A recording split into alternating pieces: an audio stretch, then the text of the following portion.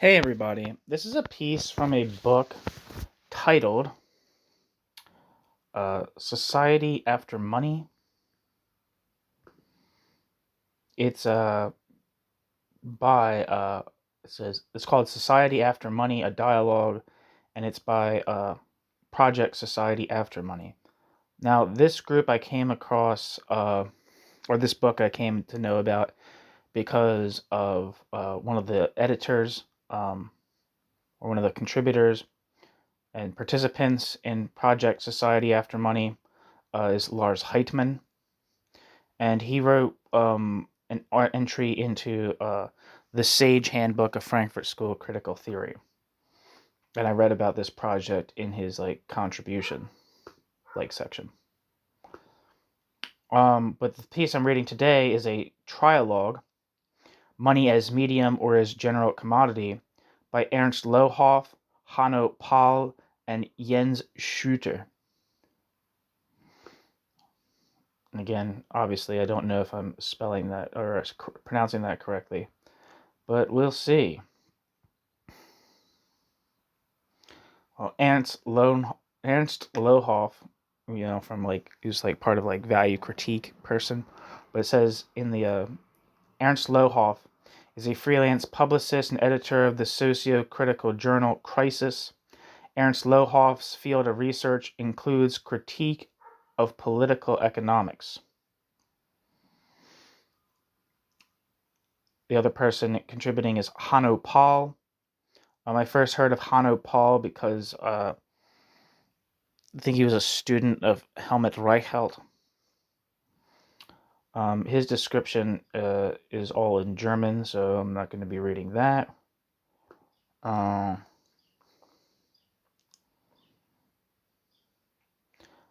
Pahl, this is from the website, says Dr. Habilitation. Hanno Pahl studied sociology at the University of Bremen, 1996 to 2001, and did his PhD at the University of Bielefeld, 2002 to 2007. Since then, Pahl has worked at various universities in Germany, Jena, Bonn, Munich, and in Switzerland, Zurich, Lucerne, I'm not sure how to say it. Pahl is currently a member of the research group Society After Money, a simulation funded by the Volkswagen Foundation, whose goal is to explore post-capitalist trajectories of commoning via agent-based modeling. Since 2013, Hanno Pahl functions as research area coordinator for economic sociology at the European Association for Evolutionary Political Economy. Hanno Pahl's research focuses on the history and sociology of money, the history and sociology of knowledge and economics, and on sociocultural evolution in general.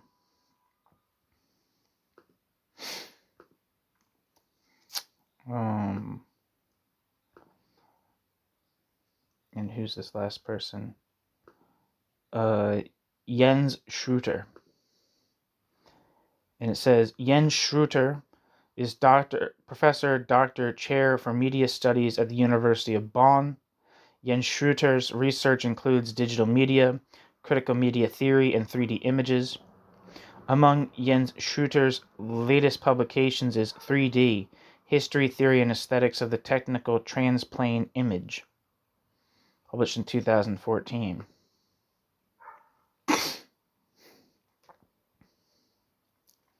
So, here we go.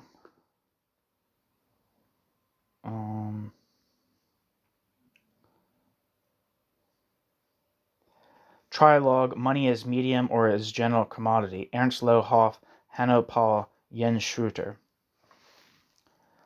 Hanno Pahl. We want to come to an understanding concerning the question, quote, is money a medium or a commodity that has been set apart from the rest, end quote. It is my impression that this is also a question that has given rise to many misunderstandings and ambiguities. Thanks to the chosen form, a discussion, a trialogue, perhaps we will be able to avoid this and to arrive at more precise clarifications of relationship definitions. The question cuts across theoretical camps and disciplinary borders, and it also has a certain political charge.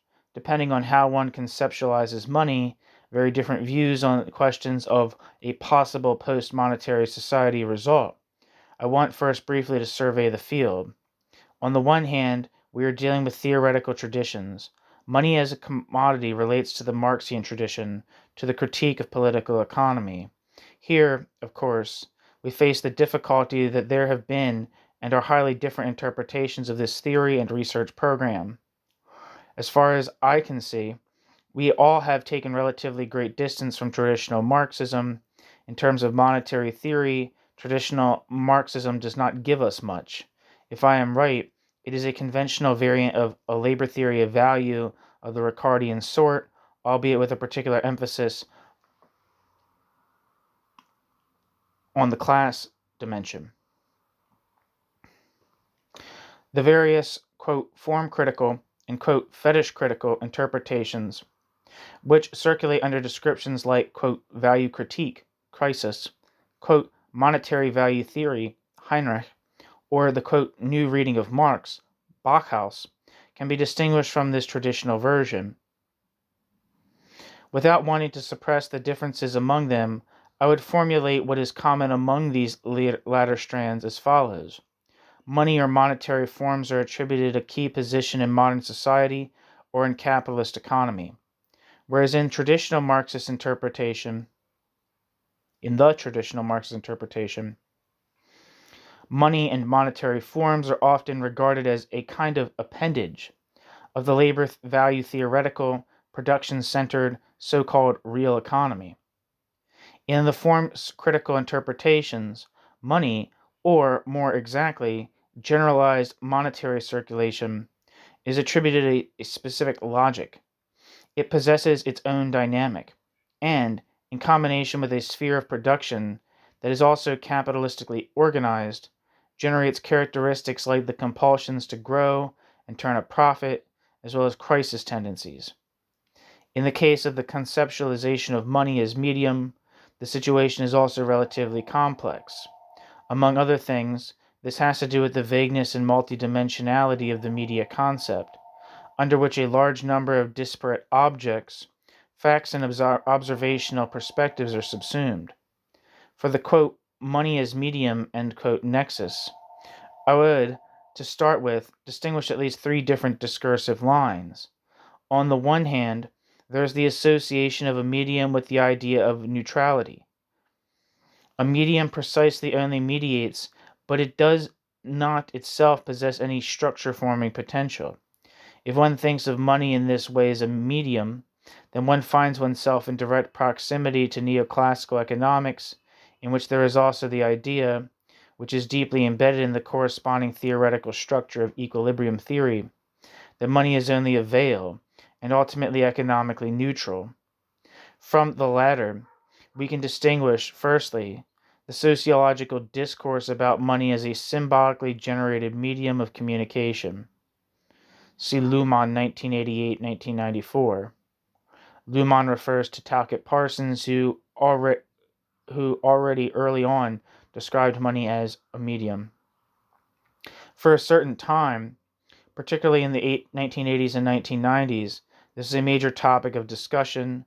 It was a discourse that, whether explicitly or implicitly, was directed in no small measure against Marxian theory. Thirdly, and lastly, we have the newer media theories, studies that are often in the tradition of Kittler, or at least critically refer to Kittler.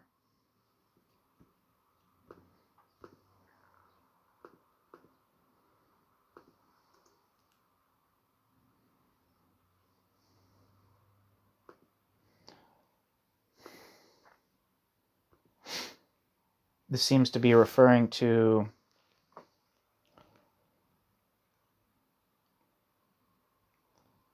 I'm assuming this is at least what it's pertaining to is Friedrich Kittler, who lived from 1943 to 2011. Friedrich Kittler was a German literary scholar and media theorist. Friedrich Kittler's work focused on writing systems, the theory and history of the cultural techniques of reading, writing, and arithmetic, and, around 2001, the significance of the Greek alphabet in Homeric poetry. Pythagorean music and mathematics. The terms writing systems, technology, and military play an important part in Friedrich Hitler's works.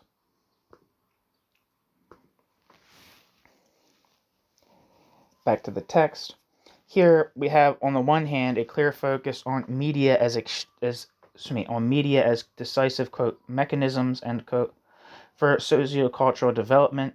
On the other hand, there's hardly any treatment of money coming from these quarters. At least, there is little of which I am aware. Perhaps we can proceed as follows. Ernst first gives us a couple of bars on the Marxian conception of money as the commodity that has been set apart from other commodities, and Jens gives us a couple on the agenda of media theory, so that from the start we can have clearer contours regarding the possible lines of conflict and questions with which we are dealing. Ernst Lohoff. Money has been a kind of fashionable topic for some time now. Representatives of the most varied scholarly disciplines and theoretical currents have turned to the question of what money is and what social role money plays. This boom in interest is no accident. On the one hand, this boom in interest is a reaction to the developments of recent years.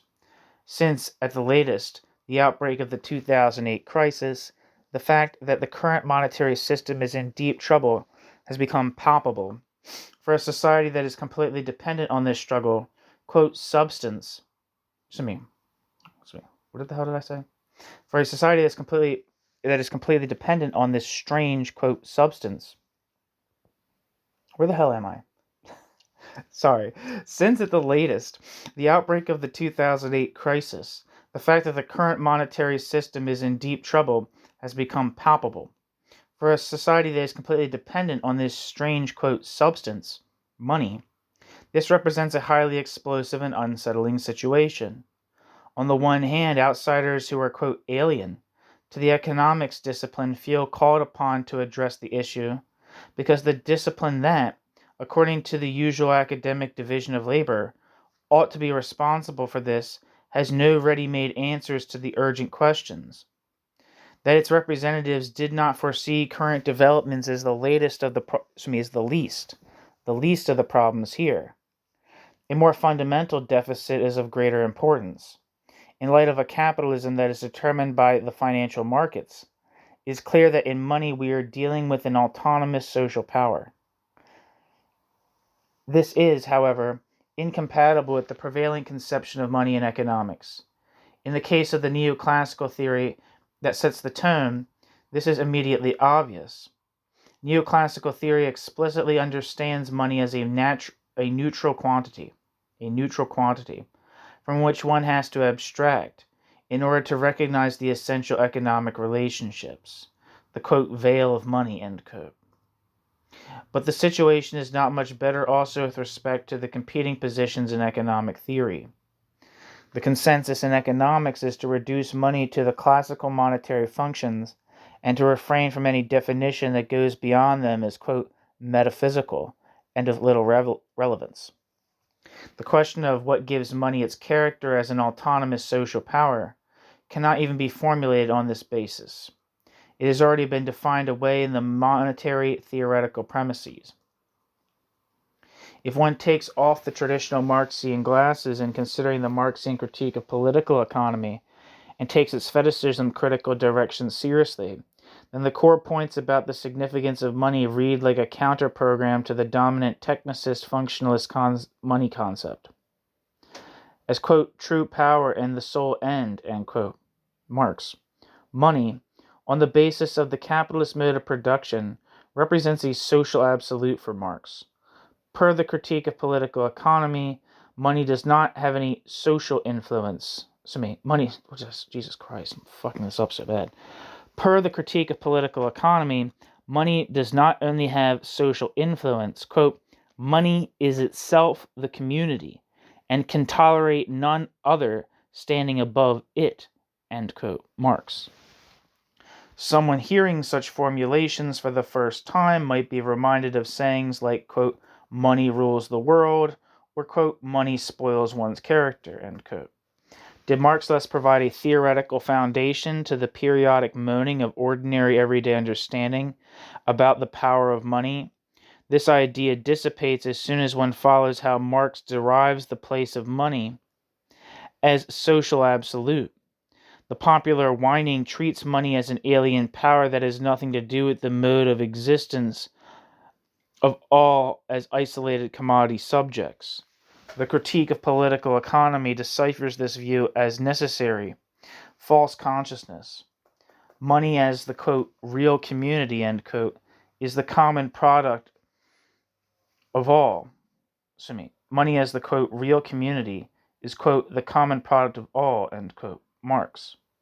By interacting as separated private producers and commodity owners, people do not only necessarily create something like money, they also create its power over them. In money, commodity subjects encounter, quote, the glittering incarnation, end quote, of their, quote, innermost principle of life, end quote, Marx. In money, the social relationships of people take on an autonomous, objective shape. The modern commodity subject can carry around, quote, his bond with society in his pocket, end quote, Marx.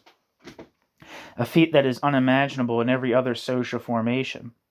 Marx coined the term, quote, money fetish, for the transformation of the social bond into a universal social thing. This, quote, money fetish, end quote, however, is only the apparent surface and developed form of a much more fundamental madness. Quote, the riddle of the money fetish is therefore the riddle of the commodity fetish, now become visible and dazzling to our eyes, end quote. In the capitalist mode of production, people leave it to their products to create their social relationship, which is what makes these products into commodities. People's products are thereby already transformed from simple useful goods into, quote, sensate, suprasensate, or social things, end quote, Marx. As commodities, the products of human labor take on a dual character.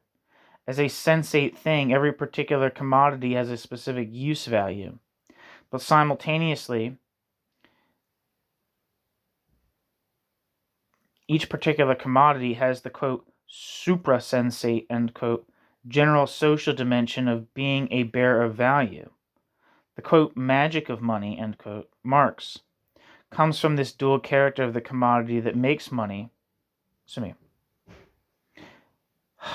The, quote, magic of money, end quote, comes from this dual character of the commodity that makes it, at the same time, both a particular use value. Jesus Christ, I'm fucking this up. The, quote, magic of money, end quote, Marx, comes from this dual character of the commodity that makes the commodity, at the same time, both a particular use value and the representative of value in general. Quote, the definition of a product as exchange value thus necessarily implies, end quote, namely, quote, that exchange value obtains a separate existence in isolation from the product. The exchange value which is separated from commodities and exists alongside commodities as itself a commodity, this is money. In the form of money, all properties of the commodity as exchange value appear as an object distinct from it, as a form of social existence separated from the natural existence of the commodity, end quote, Marx. This derivation of money from the dual character of the commodity is inseparably linked to a definition of the essence of money that is diametrically opposed to the understanding of classical economics. Adam Smith, the founding father of classical political economy, already situated money outside of the world of commodities, outside of actual capitalist wealth. Inasmuch as Marx interpreted money in terms of the critique of fetishism and grasped it as the social form of existence of exchange value that has become its own immediately social thing, Marx makes a logical break from this two-world theory. Quote, as the absolute form of existence of exchange value, in other words, the universal commodity, end quote, Marx.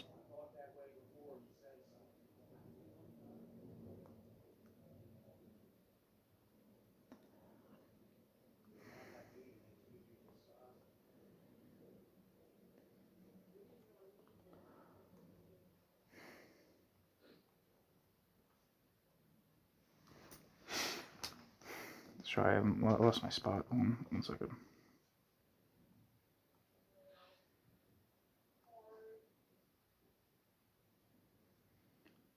Inasmuch as Marx interprets money in terms of the critique of fetishism and grasps money as the social form of existence of exchange value that has become its own immediately social thing, he makes a logical break from the two-world theory, quote, as the absolute form of existence of exchange value, in other words, the universal commodity, end quote.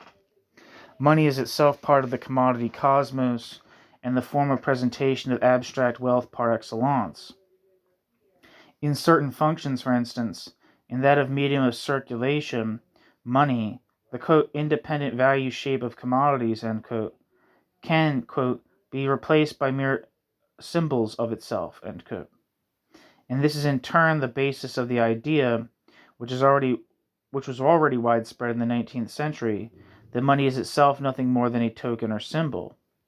In Capital, however, the book, Marx criticized the symbol theory of money as illusory. Marx conceded to its representatives that the interpretation of money as symbol, quote, did contain the suspicion that the money form of the thing is external to the thing itself, being simply the form of appearance of human relations behind it, end quote. But Marx only made this concession in order to reject the contents of the symbol theory, the mystification of money as a non-commodity. In the very next sentence, quote, in this sense, every commodity is a symbol, since its value it is only the material shell of human labor expended on it, end quote. Marx.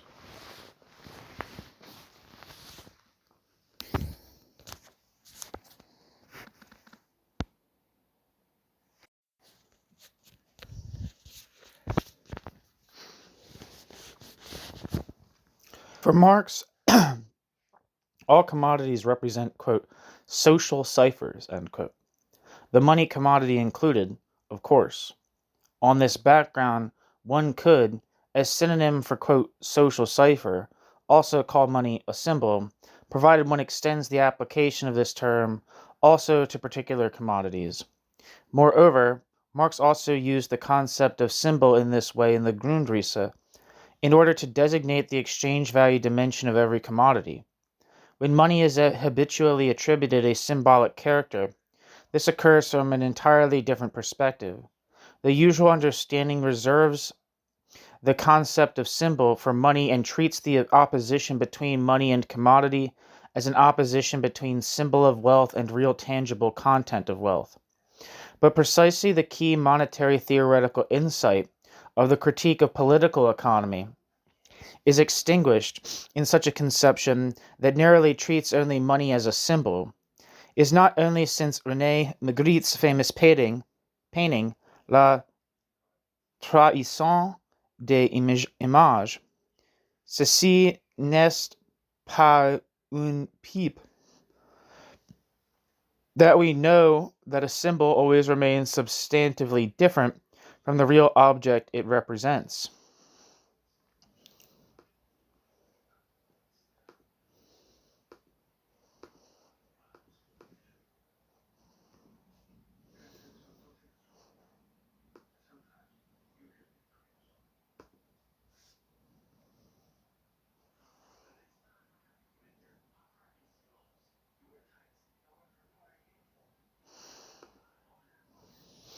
Wikipedia says René Magritte lived from 1898 to 1967 and was a Belgian surrealist artist known for his depictions of familiar objects in unfamiliar, unexpected contexts, which often provoked questions about the nature and boundaries of reality and representation.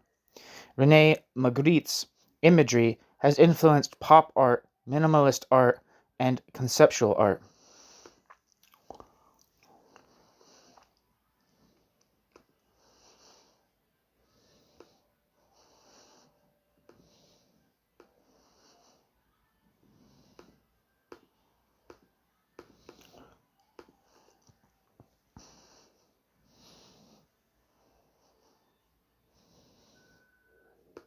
And the painting being referred to translates into English as The Treachery of Images. The Treachery of Images is a 1929 painting by Belgian surrealist painter René Magritte. It is also known as This Is Not a Pipe, C'est n'est pas une pipe, and The Wind and the Song. The Treachery of Images is on display at the Los Angeles County Museum of Art. The painting shows an image of a pipe. Below it, Magritte painted, This Is Not a Pipe. Quote, the famous pipe, how people reproach me for it. And yet, could you stuff my pipe? No, it's just a representation, is it not? So if I had written on my picture, quote, this is a pipe, end quote, I'd have been lying. René Magritte. The theme of pipes with the text, Ce n'est pas une pipe, is extended in Les mots et les images, la clé des gens. Ceci n'est pas une pipe. The tune and also the words, Ceci n'est pas une pomme. Les deux mystères. I'm apologizing for all this shitty French. The painting is sometimes given as an example of meta-message, like the Alfred Korzybski's,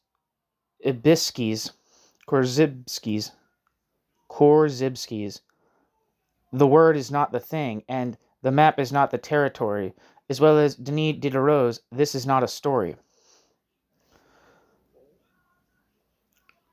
On December 15th, 1929, Paul Éluard, André Breton, published an essay about poetry in La Révolution Surréaliste, the Surrealist Revolution, as a reaction to the publication by poet Paul Valéry, Notes sur la poésie, in Les Nouvelles Littéraires, on the 28th of September 1929. When Valéry wrote Poetry is a Survival, Breton and Éluard made fun of it and wrote, quote, Poetry is a Pipe, as a reference to Magritte's painting. In the same edition of La Révolution Surréaliste, Magritte published Les mots et les images, his founding text which illustrated where words play with images. Magritte's answer to the survey on love and Je ne vois pas la femme cachée dans la forêt, a painting tableau surrounded by photos of 16 surrealists with their eyes closed, including Magritte himself. All right, back to the text. Thank you for that, allowing me that detour. It is for this reason that the picture of a pipe can be neither stuffed nor smoked, and painted jam pastries do not fill us up. But the division between money and commodity precisely does not result from the substantive distinction between symbol and object, but is the outcome rather of a completely different logic. The peculiar, genuinely social content that is common to all commodities, viz. Of being bearers of exchange value, makes a separate form of presentation of this content indispensable. Quote, money is the physical medium into which exchange values are dipped, and in which they obtain the form corresponding to their general character. End quote. Marx. Against this theoretical background, it is also understandable why Marx so categorically refused the notion that analogies can be made between the position of money in the commodity cosmos and human language. Quote, to compare money with language is ... erroneous. Language does not transform ideas, so that the peculiarity of ideas is dissolved, and their social character runs alongside them as a separate entity, like prices alongside commodities. Ideas do not exist separately from language. Ideas which have first to be translated out of their mother tongue into a foreign language in order to circulate, in order to become exchangeable, offer a somewhat better analogy, but the analogy then lies not in language, but in the foreignness of language, end quote. Marx. In claiming that ideas are not transformed in language, Marx remained captive to a view that has long since been falsified by linguistic theory. But Marx's core argument is unaffected by this. Money stands for a transformation that is fundamentally different from everything that language accomplishes. In money, a process of reduction and abstraction takes place, for which, even with the best intentions, no parallel is to be found in language. Someone who subsumes lion, tiger, and hare under the concept, quote, animal, brings together various living things under common characteristics, and assigns this product of abstraction to a linguistic expression. This kind of abstraction takes place exclusively at the level of thought and speech. It by no means, however, adds a new living being to the fauna.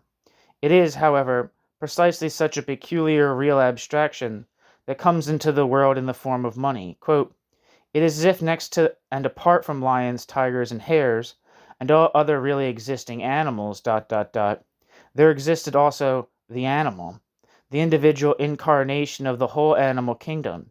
Such an individual, which in itself comprises all really existent sorts of the same thing, is a universal, like animal, God, etc. End quote. Marx. Of course, the Marxian critique of political economy is not the only imaginable starting point for the search for a non-functionalist understanding of money. Thus, among other things, it would be useful to examine whether findings from the media theoretical discussion could also help to clarify the social significance of money. At least the chimera of the neutrality of money, which is widespread in economics, is instantly dissolved when we grasp money as a medium in the sense of modern media theory. In McLuhan's day, that media are not to be considered as neutral mediators, but rather play an essential role in determining social reality and perception, may still have represented a groundbreaking insight. Today it is virtually a commonplace. The question has to be posed, however, of what sort of relation a media theoretical approach has to the concept of money in the critique of political economy. Do the two approaches complement one another, or do they start from incompatible premises? Up to now, I have not dealt with the various media theoretical approaches enough to be able to assess this in any deep way. From the point of view of a Marxist interpretation that is directed toward the fetishism problem, the criterion that decides whether any opening to media theoretical positions makes sense or not. However clear, is it possible... Sorry, I gotta repeat that sentence, I fucked it up. From the point of view of a Marxist interpretation that is directed toward the fetishism problem, the criterion that decides whether any opening to media theoretical positions makes sense or not is, however, clear. Is it possible in the media theoretical system of reference to take into account the interconnection between commodity and money, or does such an approach rather reproduce the deficiencies of the classical symbol theory, such as Marx already thematized them? New section. Jens Schröter.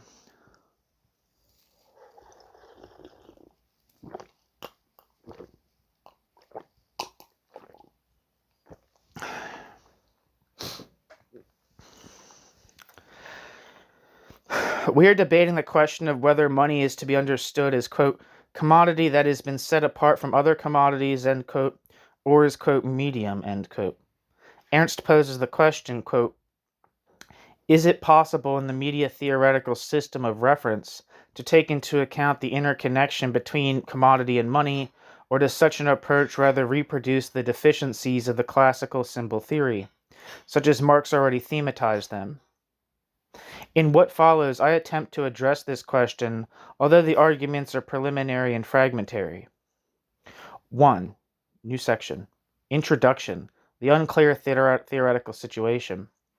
Firstly, in standard works in monetary theory, e.g. Ingham 2005, the definition of money as a sort of commodity is attributed to both neoclassical and Marxist theory and is opposed to other definitions of money as either A, based on debt and credit, or B, on the state or C. As unit of account. The dichotomy that Ernst draws between money as a neutral medium in neoclassical economics, quote, veil of money, end quote, and as, quote, actual community, end quote, as autonomous social power, perhaps as the, quote, automatic subject, end quote, of society, in Marxian theory, presupposes as a specific, as Hanno says, form-critical, value-critical reading of Marxian theory, which hardly plays any role in debates in monetary theory. This is not a criticism. It is, for the moment, merely intended to show how unclear the theoretical situation is. Secondly, the concept of money as, quote, medium of exchange, end quote, appears right from the start in Ingham.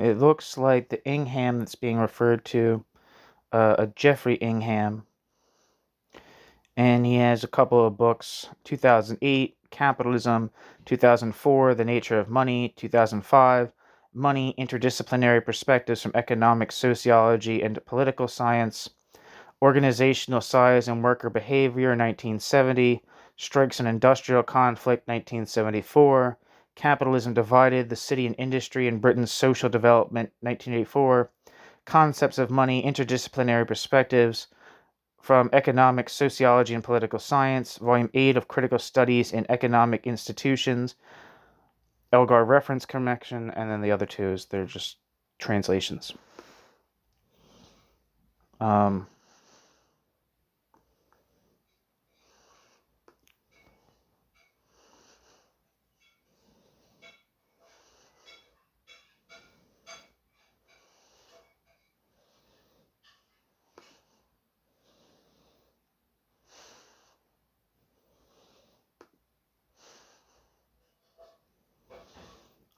Back to the text. Confusingly, however, it does so precisely in the presentation of those approaches in which, quote, money takes money's properties from money's status as a commodity, end quote.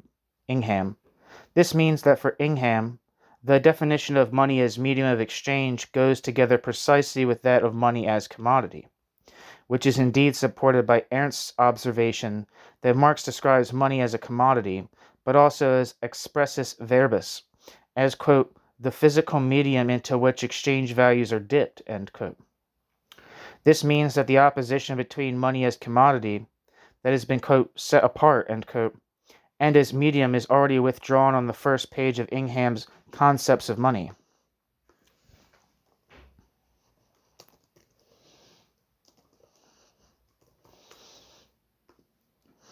And should perhaps not even be drawn.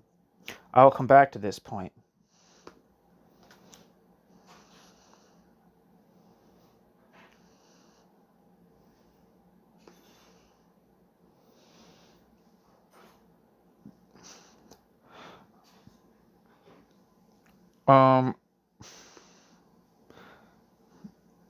It seems, okay, so the description for The Nature of Money by Jeffrey Ingham is, in this important book, Jeffrey Ingham draws on neglected traditions in the social sciences, to develop a theory of the, quote, social relation, end quote, of money. Genuinely multidisciplinary approach, based on a thorough knowledge of theories of money in the social sciences, an original development of the neglected heterodox theories of money, new histories of the origins and development of forms of money and their social relations of production in different monetary systems, a radical interpretation of capitalism as a particular type of monetary system, and the first sociological outline of the institutional structure of the social production of capitalist money, a radical critique of recent writings on global e-money, the so-called end of money, and new monetary spaces such as the euro. Back to the text. Thirdly, in media theory, To the extent that it is at all possible to come to agreement about what is included in media theory and what is not, there are, as Hanno correctly notes, at least two camps that can be distinguished. On the one hand, the sociological media theories, in which money, since at least the 1960s, has been understood as a medium, in lumen, then as, quote, symbolically generalized medium of communication, end quote, which are taken up by authors such as Norbert Boltz, and, on the other, for lack of more precise concepts, all the rest. Luhmann is like the systems theory guy. And the Wikipedia entry for him just says, Niklas Luhmann was a German sociologist, philosopher of science, and prominent thinker in systems theory. Norbert Boltz.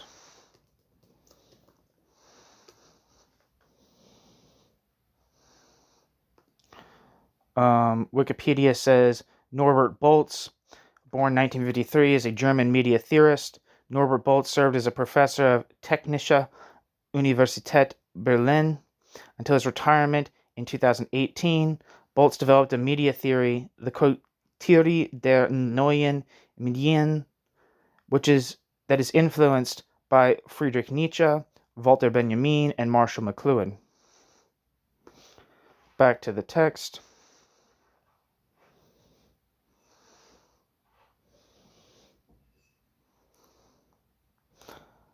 In McLuhan, there was already in 1964 a somewhat strange chapter on money in his classical media theoretical book, Understanding Media.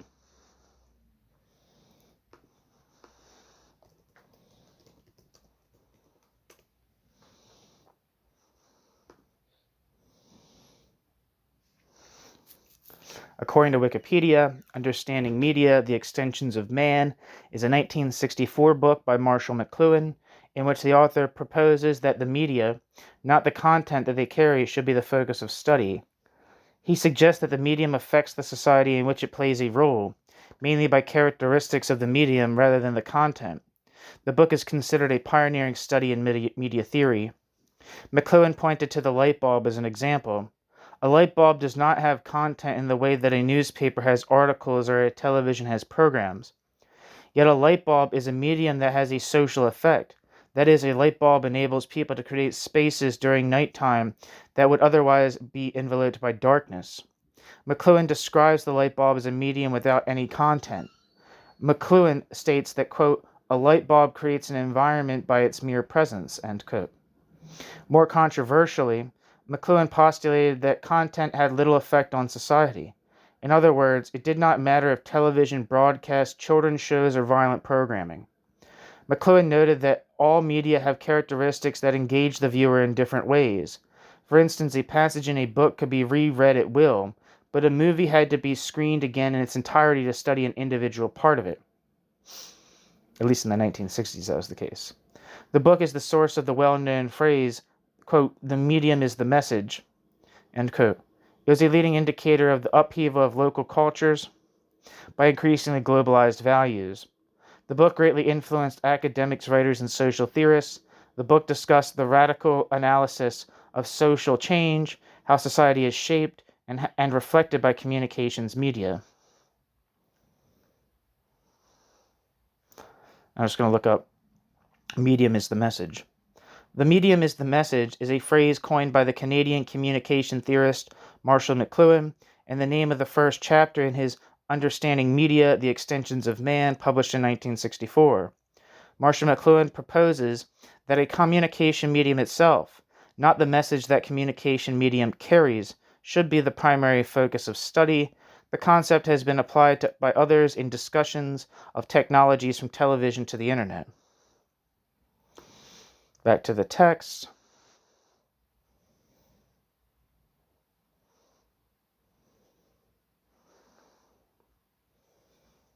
Let me read the last sentence. In McLuhan, there was already in 1964 a somewhat strange chapter on money in his classical media theoretical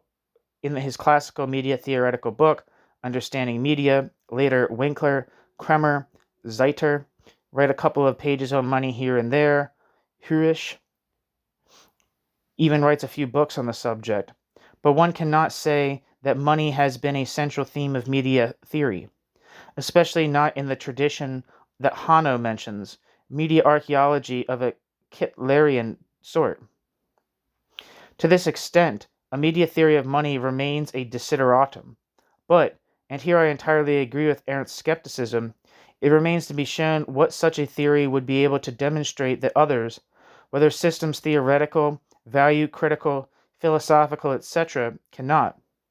It is, in any case, striking that in Ingham's compendium there is not a single chapter on media or symbol theories of money. New section, section 2, the mediality of value. Marx emphasized that, quote, not an atom of matter enters into the objectivity of commodities as values, end quote. To be a commodity, i.e. to have exchange value, is not a property of the object, but rather a property of the, quote, social relationship, end quote, of the, quote, social form, end quote. We can take up precisely this point, while criticizing the fuzziness of these concepts, and ask, how is this, quote, form realized in a medium? How does a commodity confront me? Let us consider, for instance, an apple. Quote, not an atom of matter, end quote, distinguishes an apple in a supermarket from, let us say, its double on a tree. But a price tag is stuck to it, 9.99 euros, and it is strictly forbidden, possibly in contrast to the apple on the tree, for me simply to take it. Cameras, security guards, tags, signs that threaten punishment, locked doors at night, etc. are all meant to prevent this from happening. I can only take the apple with me if I hand over the sum of money indicated on the price tag as at a designated barrier, the checkout. 3 aspects are thus added to the apple. Information about the apple's price, knowledge of the rules, laws concerning what is to be done with the price, and technologies that ensure that the rules are respected.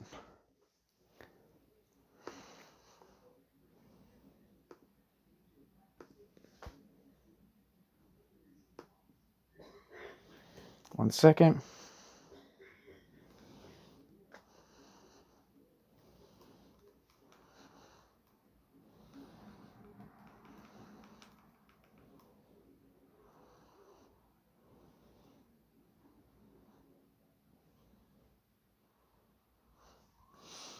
Okay, sorry. Footnote. Let us abstract here from the question of concerning the relation between value and price, which leads directly into the depths of the so-called transformation problem. End footnote. Firstly, Ernst cites Marx, quote, in this sense every commodity is a symbol, since as value, a commodity is only the material shell of the human labor expended on it. End quote. And he read this passage as proof that Marx rejected the symbol theory of money as, quote, illusory.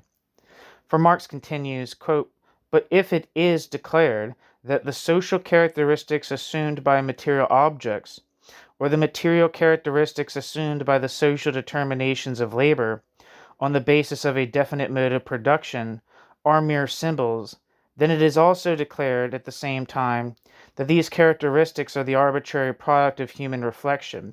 End quote. Marx. I interpret this passage as follows. Marx is right, perhaps without wanting to be so. Every commodity is a symbol. Footnote. But Ernst also alludes to the fact that in the Grundrisse, Marx indeed writes explicitly that the, quote, commodity achieves a double existence, not only a natural but also a purely economic existence, in which it is a mere symbol, a cipher for a relation of production, a mere symbol for its own value, end quote. Marx.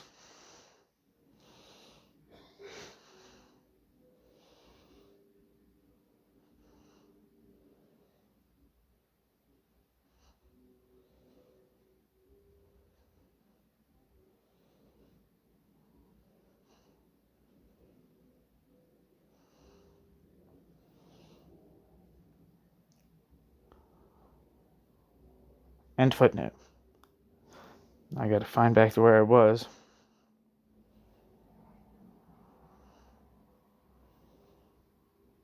The apple on the tree is not, but as a commodity, every commodity is a symbol, but the apple on the tree is not, but as a commodity, the apple, quote, has the, quote, value of, quote, 99 euros, inasmuch as a sign that is somehow associated with it presents this price.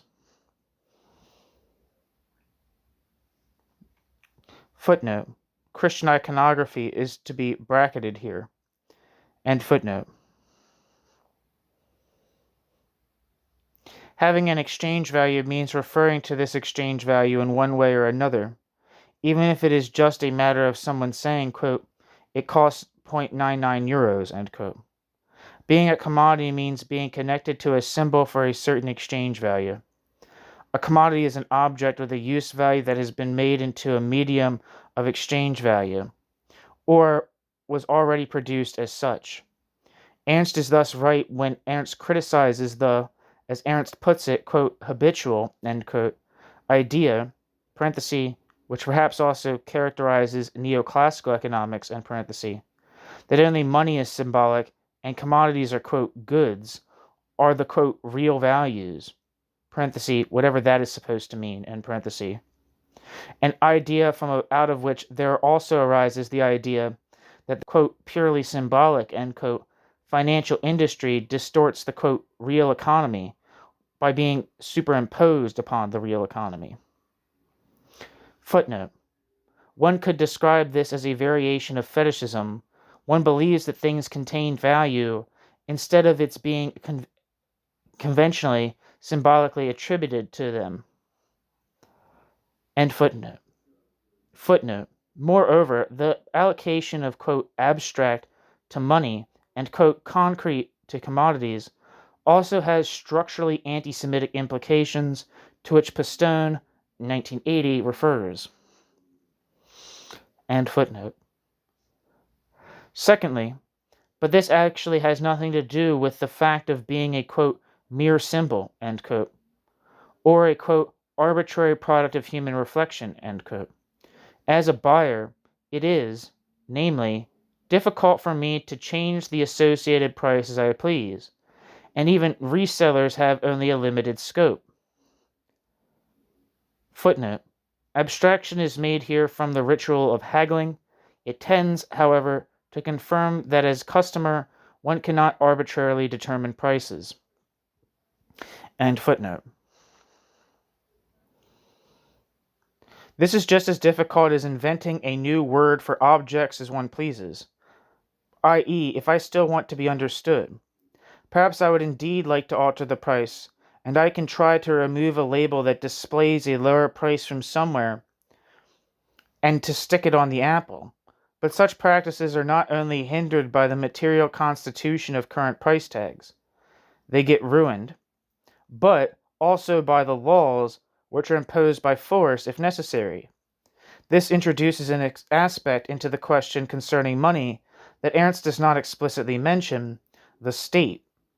One does not need to claim that money comes into being by government fiat. I address the difficult question of the genesis of money below.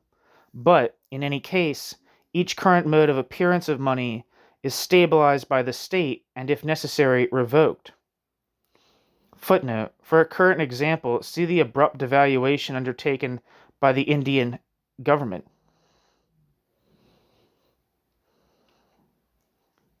End footnote. When state power collapses and no private structure takes its place, looting occurs, since price tags, checkout control counters, and cameras can no longer prevent commodities, which are then no longer commodities, from being taken without being exchanged for money. This is why being the bearer of a symbol does not mean being a quote, mere symbol, end quote, since the price is a symbol that is stabilized with extreme violence. Hence, to describe money as a symbolic system does not necessarily mean, quote, mystifying money as a non-commodity, end quote, as Ernst claims.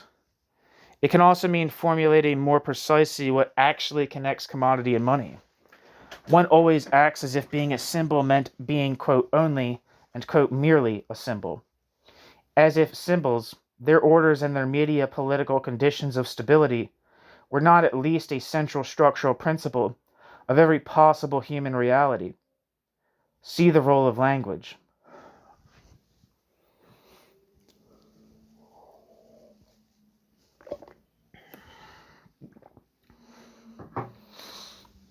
New section. Section 3. Setting apart. So what does it mean then to describe money as, quote, general commodity, end quote, or as the, quote, independent value shape of commodities, end quote, Marx? This can only mean that, so to say, the price tag separates from the apple and circulates as its own value. It can do this because the value is precisely not in the apple, quote, not an atom, end quote, as Marx says. Quote, every moment, in calculating, accounting, etc., that we transform commodities into value symbols, we fix commodities as mere exchange values, making abstraction from the matter commodities are composed of and all their natural qualities. On paper, in the head, this metamorphosis proceeds by means of mere abstraction, but in the real exchange process of real mediation is required, a means to accomplish this abstraction. End quote. Marx. A quote mediation, a quote mediation, a means, end quote. A medium, money precisely, in the form of a currency. Symbols cannot exist without material bearers, a basic assumption of media theory. Thus, quote, value symbols, end quote, historically have different and changing material bearers, from gold coins to bitcoins. Footnote. Is money the medium, or rather the bill that bears the numbers? Further reflection is required here. It might also be possible to describe this using changing medium/form relations in the sense of lumon. End footnote. Or, as Marx put it, in media theoretical terms, quote, if a symbol is not to be arbitrary, certain conditions are demanded of the material in which it is represented, end quote. Marx. A bill is a materially, almost, worthless object that bears a numerical expression and is medially highly secured against counterfeiting. A bill can be translated into other media.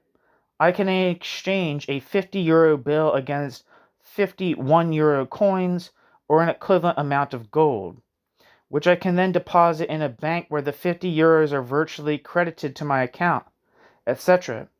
I would like here to take up one of Ernst's formulations, quote, in certain functions, for instance, in that of means of circulation, money, the, quote, independent value shape of commodities, end quote, can, quote, be replaced by mere symbols of itself, end quote.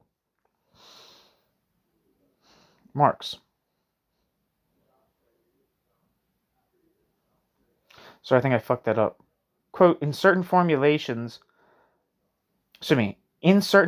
for instance, in that of means of circulation, money, the, quote, independent value shape of commodities, can, quote, be replaced by mere symbols of itself, end quote, Marx, end quote, Ernst Lohoff. This sounds as if there were cases in which money would not be a symbol and then, as an exception, could also appear as a symbol. But, as Ernst rightly notes, you cannot eat painted jam pastries. Things cannot, as a rule, be replaced by symbols. If money can be replaced by, quote, mere symbols, end quote, then money must already have been symbolic before.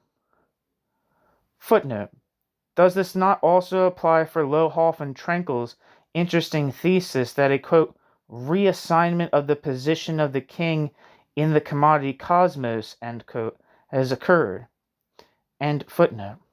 Trenkel being another person from Crisis. Where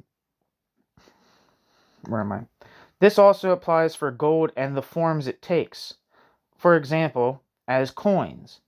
The discussion about metalism and nominalism in the history of money and in Marx is complex, and I cannot go into it here. I would, however, like to suggest that gold, too, was never and is not valuable, quote, in itself, end quote, and does not have any intrinsic value due to the fact that it is so difficult to mine, etc. Footnote. There were also coins made from precious metals that bore no nominal value, hence whose value correlated to a particular amount of the, quote, valuable, end quote, material. But it is evident that the attribution of a particular, quote, value to a particular amount of material is no less conventional than the stamping of a nominal value on the coin. And, in fact, these relations of attribution were often arbitrarily modified by political decisions, e.g. of the king. End footnote.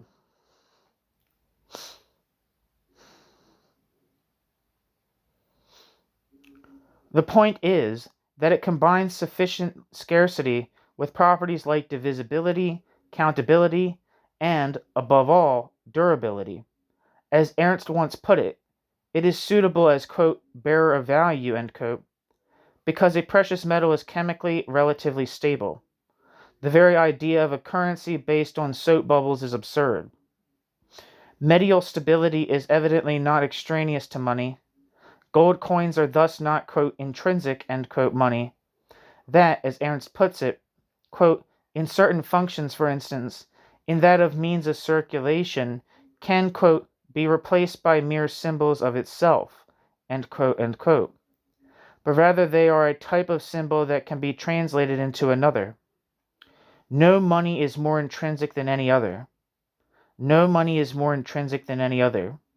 And that is why, as the expression of capitalist economies required greater quantities of money, and the scarcity of gold became a problem, one could at some point also precisely drop gold.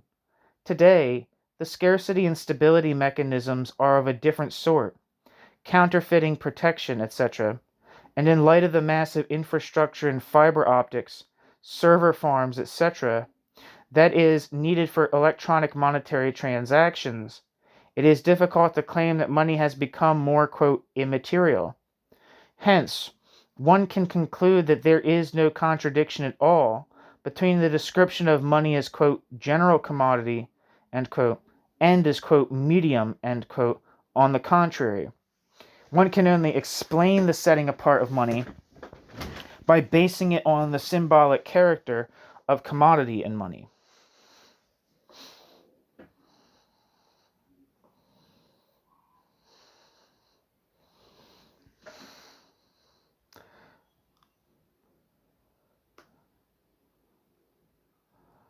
One second.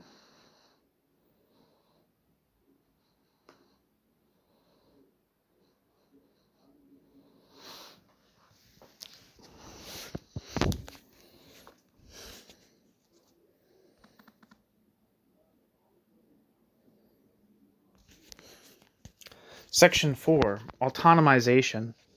Ernst writes, quote, in money, the social relations of people take on an autonomous objective shape, end quote. And Ernst cites Marx, quote, the individual carries his social power as well as his bond with society in his pocket, end quote. Marx. Marx here alludes to the medial ensemble of the wallet, which contains money, but today also identity papers, with which every individual is connected economically and politically to economy, bourgeois, and state, citoyen. The point here is that, quote, social relations, end quote, take on an autonomous form. Money is not simply a means to an end, but rather money's increase. Money, commodity, more money, becomes the main end. Now, one can ask, to begin with, what in fact, quote, social relations, end quote, means. Some sort of medial form must always be used in order for there to be social relations, even if it is only the language spoken. The latter, however, is also, of course, autonomous vis-a-vis individuals, inasmuch as no one can choose language, and all its structures, metaphorical implications, etc. One is born into a language or more than one language. Language always already has a, quote, autonomous objective shape, end quote. For example, in the form of dictionaries and textbooks, schools. Parenthesis, NB, the state, end parenthesis, or NB, the state, exclamation point, end parenthesis. And exams, with which little people have the, quote, right, end quote, way to speak, and right, hammered into them. These formulations are rather close to the core positions of media theory, and they make clear that media are never, or at any rate not only, tools of subjects that exist before them. Language makes this even clearer than money. To this extent, Marx's thesis that money is not only a, quote, cleverly devised expedient, end quote, but rather, as Ernst puts it, a, quote, autonomous social power, end quote, is very close to the positions of media theory. As, in any case, much in Marx reads like media theory avant la lettre. The hell does it mean? Avant, it's probably avant la lettre. That's actually how you pronounce it.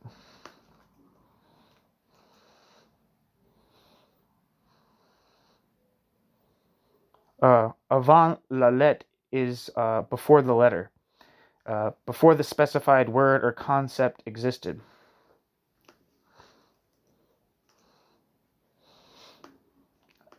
Let's see if I guessed it right. Avant la lettre. Avant la lettre. Avant la lettre. Avant la lettre? I don't know. That sounds weird. La lettre. I don't know. But Marx, as Ernst indicates, rejected precisely the comparison between language and money. Above all, he emphasizes the following difference. Whereas an abstract concept like, quote, the animal, end quote, only exists in thought and speech, and does not really exist alongside particular animals. Precisely this is supposed to be the case for the, quote, real abstraction, end quote, money. Quote, the animal, end quote, is supposed, so to say, really to exist alongside the concrete animals. And this would be a fundamental difference. But it is not. It is an entirely ordinary observation that orders of signs exist parallel to orders of things and mutually relate to one another.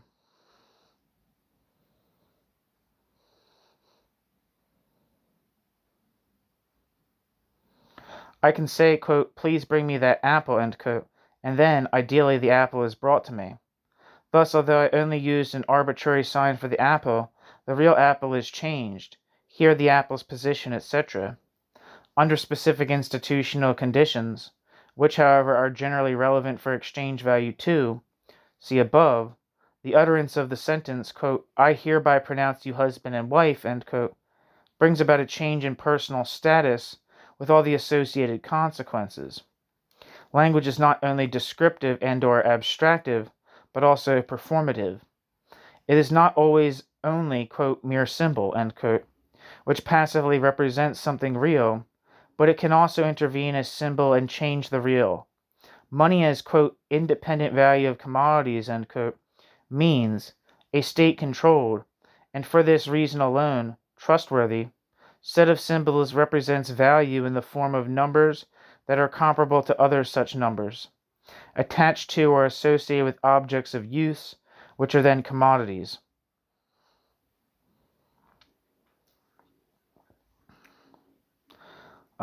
I missed a footnote or two. Footnote. Marx, quote, in other words, on the pretext of examining simple barter, the economist displays certain aspects of the contradiction inherent in the commodity as being the direct unity of use value and exchange value. On the other hand, they then consistently cling to barter as adequate form of the exchange process of commodities, which is merely linked to certain technical conveniences. for which money is a cleverly devised expedient. Seen from this quite superficial point of view, an ingenious English economist has thus rightly maintained that money is merely a material instrument, like a ship or a steam engine, but not an expression of a social relation of production, and consequently not an economic category. I would maintain that ship and steam engine are also expressions of social relations of production, and not, quote, merely, end quote, yet again, this, quote, merely, end quote, material instruments, end quote, since material instruments always come from social contexts, are shaped by the latter, and serve to reproduce them, whereby this reproduction can and always also fail. End footnote.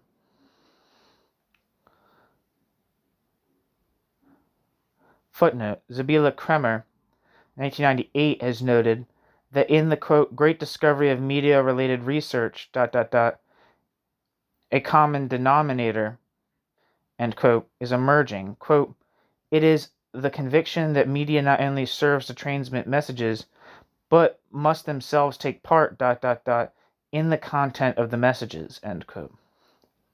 Kremer.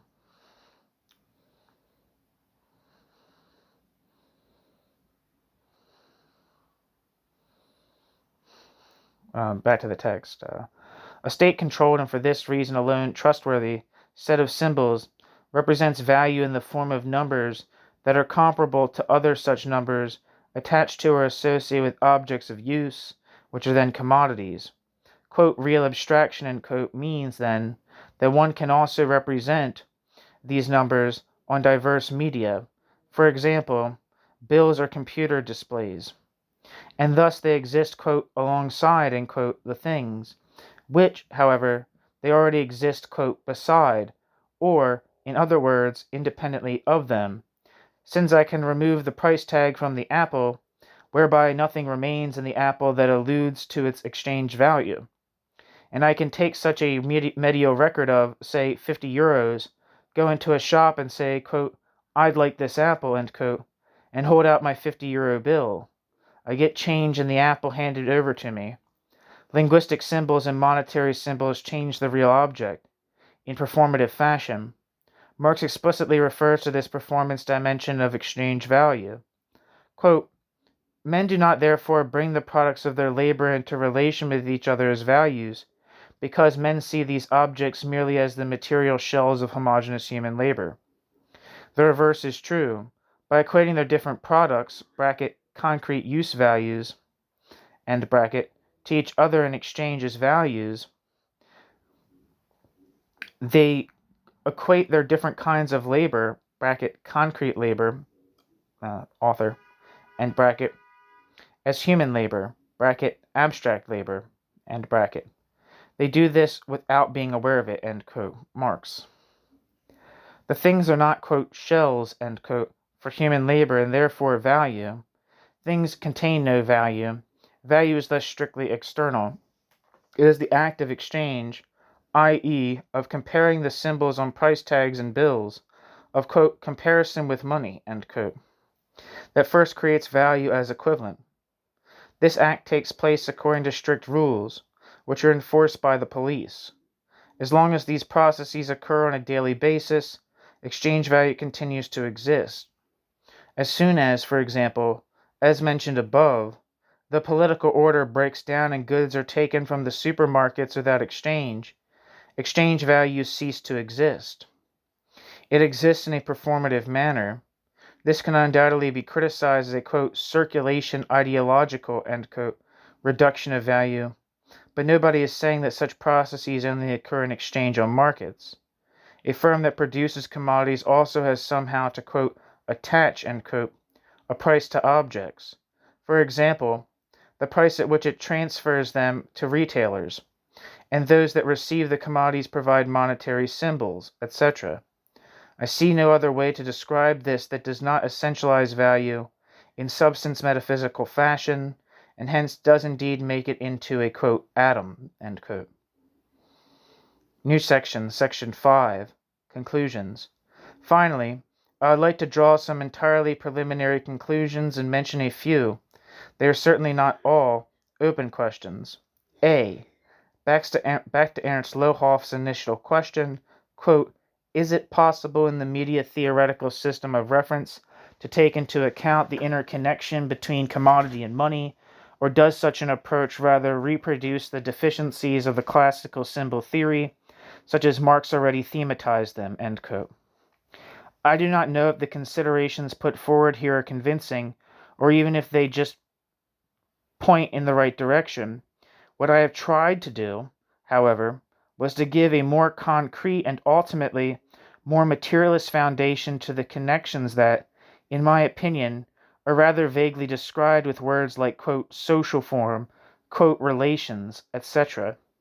A foundation that can describe how something like value appears and operates at all. The opposition between, quote, medium and, quote, general commodity, end quote, appears thereby to get dissolved. Commodities are always already symbolic, and this is why money can also, quote, link, end quote, to commodities. It remains, however, an open question how this discussion relates to sociological concepts of money as a, quote, symbolically generalized medium of communication, end quote. B. On the, quote, post-monetary, end quote. In any event, a, quote, post-monetary society, end quote, cannot be called a, quote, post-medial society, end quote. As a rule, it is argued that separate private producers would have again to communicate with each other before production and to come to agreement about what should be produced. In this way, exchange would disappear and hence too money. This is also a central argument in the, quote, commons, end quote, debate. But this sort of production will entail new processes of coordination, data compression, and reduction of complexity on global scales. Otherwise, it will become impracticable. Presumably, one will still carry around one's bond to society in one's pocket, not only no longer in the form of money, but rather in the form of today's smartphones, which in principle allow for permanent participation in the common production of society, while simultaneously lowering, thanks to bots, the necessity of permanent reachability, facilitating compressed visualization of current problems, etc. This scenario becomes at least imaginable by way of translocal social networks.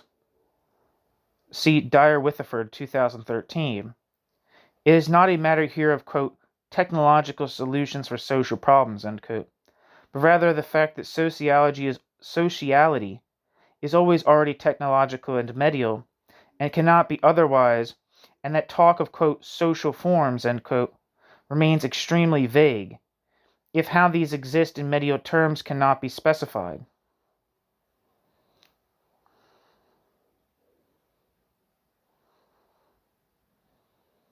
New section. Hanno Pahl.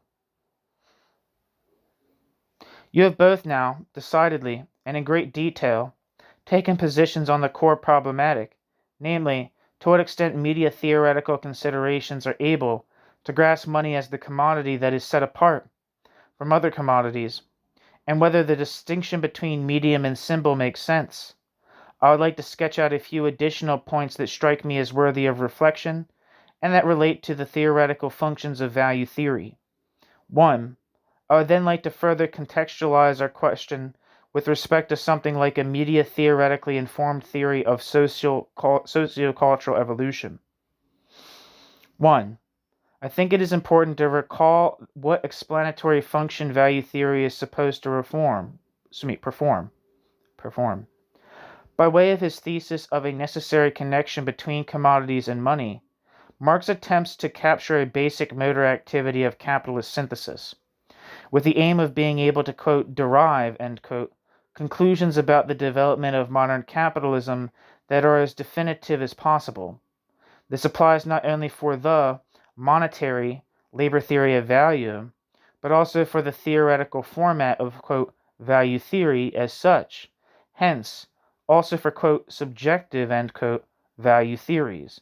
The aim is always to relate empirical phenomena, economic dynamics, back to a fundamental principle. This, of course, allows informative, and hence attractive, theories to be constructed, but this is also perhaps a problem. A few years ago, Frank Beckenbach posed the question of whether the labor theory of value in Marx, even if it is a monetary labor theory of value, does not occupy a similar position in Marx's theoretical architecture as the auctioneer concept in general equilibrium theory. Footnote: this is, for the moment, only available as a PDF, as the PDF of a presentation. End footnote.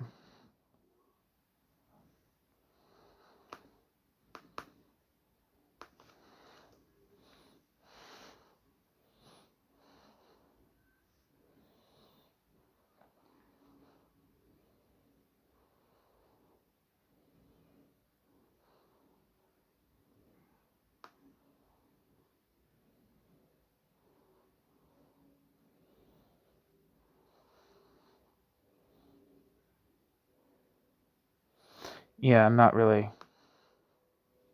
getting anything for Beckenbach. I'm getting links to some of his work, but I'm not really seeing anything that's like, oh, this is what this guy's about.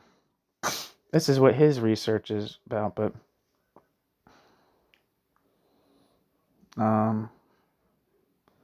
yeah, it looks like it's all in German anyway.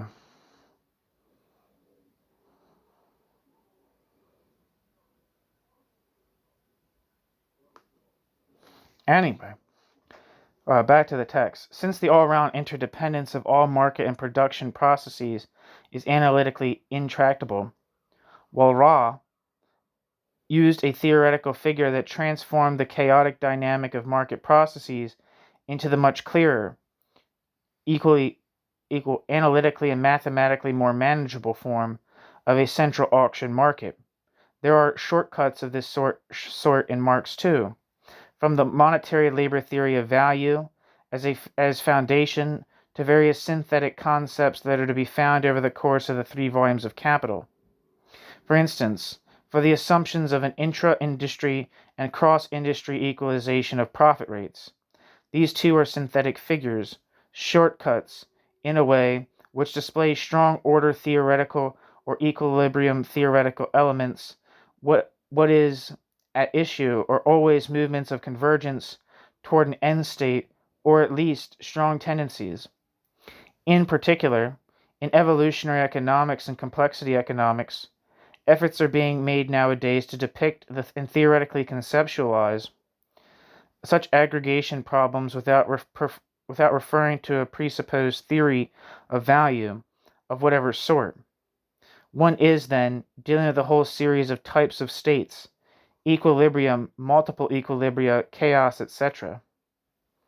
From a given initial constellation of a complex adaptive system, one can, then, only to a very limited extent derive conclusions about its development, since there are various possible trajectories. And since the economy is a nonlinear system, even small changes, at whatever point, can lead to large effects. If one discusses the matter against this background, the question arises of how far the derivation of money from the dual character of the commodity gets us in capturing the developmental tendencies of the capitalist economy. As an analytical point of departure, I think that the Marxian conception is unrivaled. For me, the resulting mode of research is another question. This also concerns the question of something like a, quote, ideal average, end quote. If we assume that the core categorical structure is also not something entirely fixed, but rather new forms of autonomization of value emerge in the historical dynamics. For instance, the second-order commodities that Ernst has thematized in recent publications. Another point is connected to this.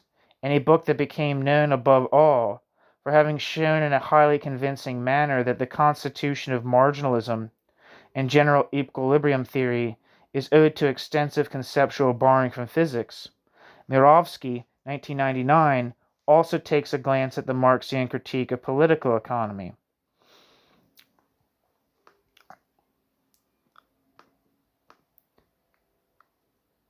Mirovsky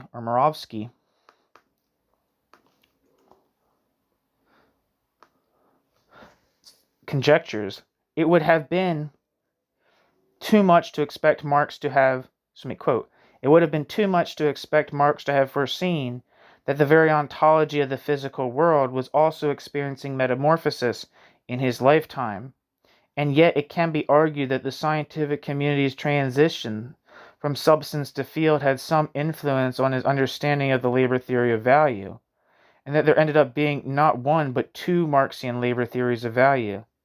The first rooted in the older substance tradition, the other sporting resemblances to nascent field theories in physics, end quote. Murawski.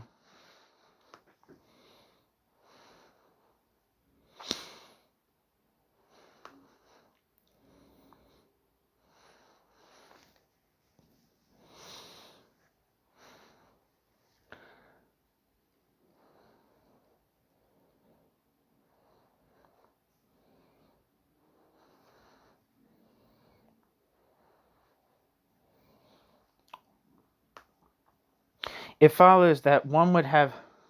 Excuse me, 1 second. I want to look up Murawski. I think it's Murawski, I'm going to say.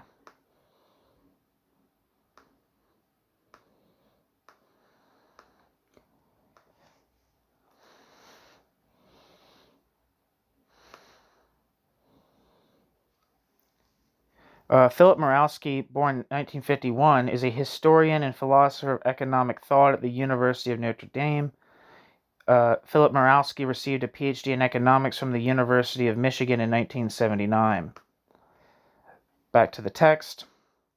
It follows that one would have further to discuss the question of the coherence of the Marxian position. The critique of political economy is, after all, a work that remained unfinished, also and precisely with regard to the goal of analytically exposing the basic categorical structure of the capitalist economy. 2. When we do social analysis on the basis of a form-critical understanding of the critique of political economy, then the situation always arises of the scope of monetary theory and the analysis of capitalism. Originally, Marx had in mind the elaboration of a general theory of socio-cultural development, the, quote, materialist conception of history, end quote, in order then, on this basis, to elaborate a specific theory of the capitalist economy as the presumed center of modern society. As is well known, the former undertaking remained stuck in the state of a program. The latter undertaking grew constantly in terms of its scope, the more Marx pursued the ramifications and the internal complexity of the capitalist system on the categorical level. As a result, the theory of socio-cultural development was not taken up again. Beginning with the late Engels and then above all in the Soviet sphere of influence, a sort of proletarian worldview was cobbled together out of bits and pieces taken, above all, from the German ideology. This was meant to serve as a legitimating ideology and as a competing program to bourgeois narratives of progress. This is, of course, unacceptable.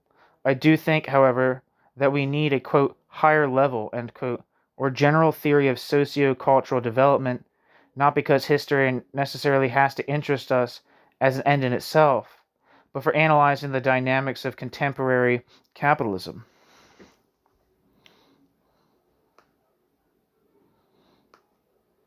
One second.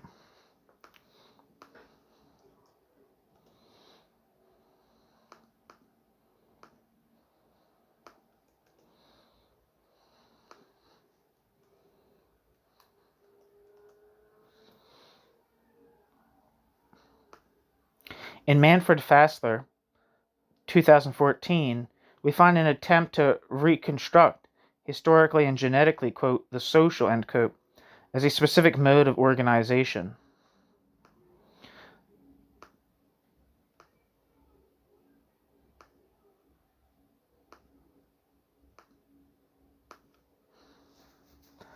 Wikipedia says Manfred Fassler lived from 1949 to 2021 and was a German media scientist and professor at the Institute for Cultural Anthropology and European Ethnology at the Johann Wolfgang Goethe University in Frankfurt am Main.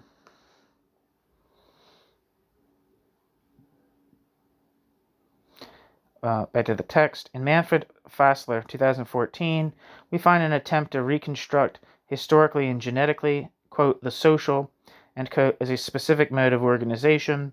The focus here is on the development of non-genetic group artifacts, tools, settlements, infrastructure, administration, whose historical emergence transformed traditional forms of sociality, which can essentially be described as kinship selection.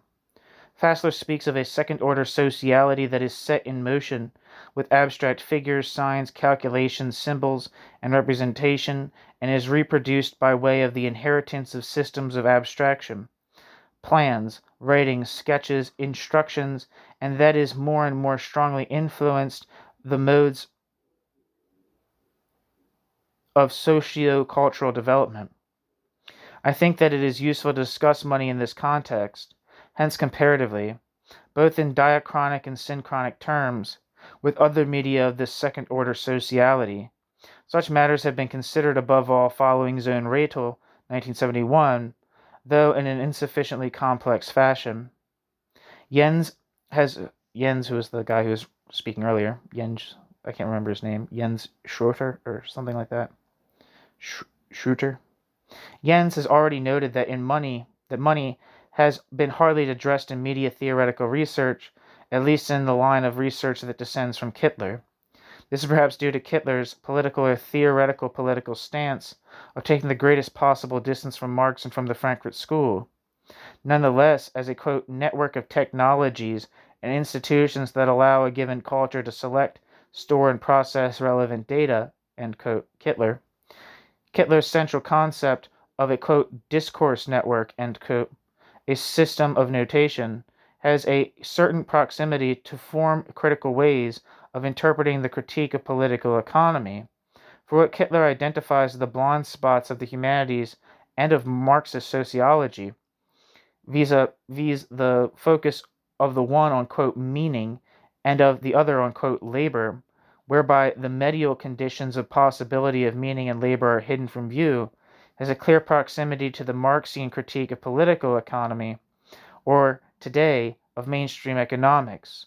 Marx's criticism, intended for Smith and Ricardo, that, quote, entirely under the influence of material interest, end quote, they overlooked the form aspect of economic categories in a way that is analogous to how, quote, before Hegel, professional logicians, overlooked the formal content of the types of judgments and syllogisms, end quote. Marx has at least an entirely analogous structure.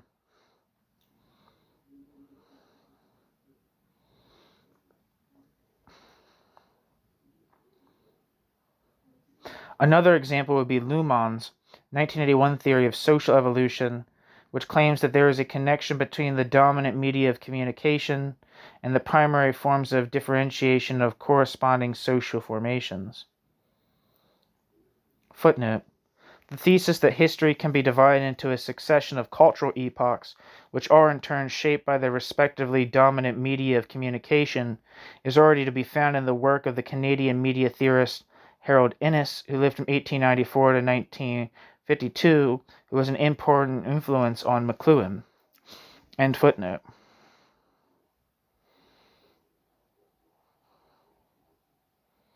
Speech, orality, correlates with the segmented differentiation regime of archaic societies, the spread of written culture, with the stratified differentiation of earlier advanced civilizations up to feudalism and book printing, finally leads in the long run to the modern, functionally differentiated society.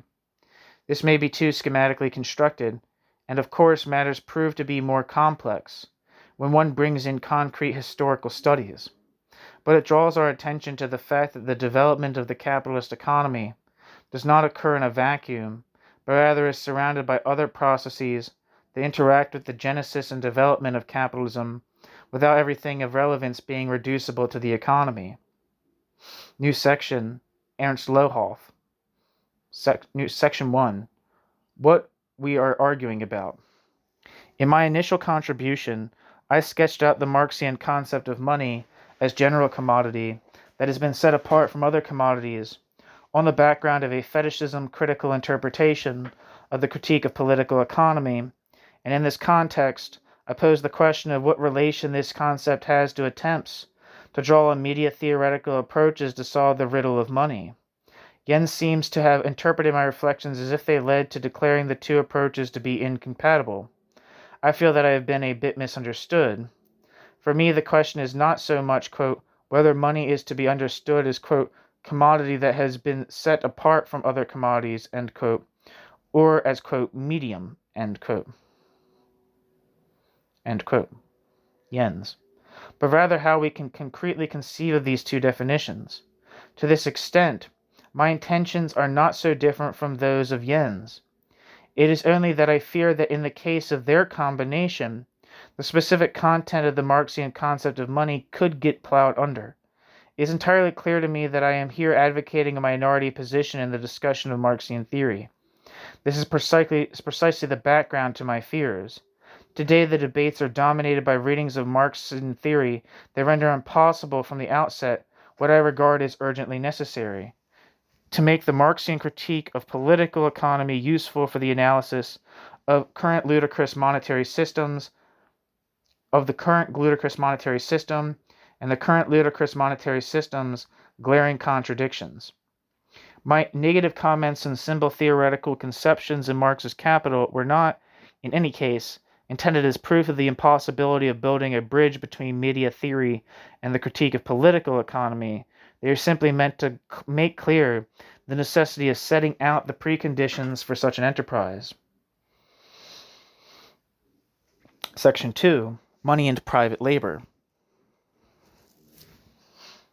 On first glance, Marx's position on the symbol theory of money could appear to be internally contradictory.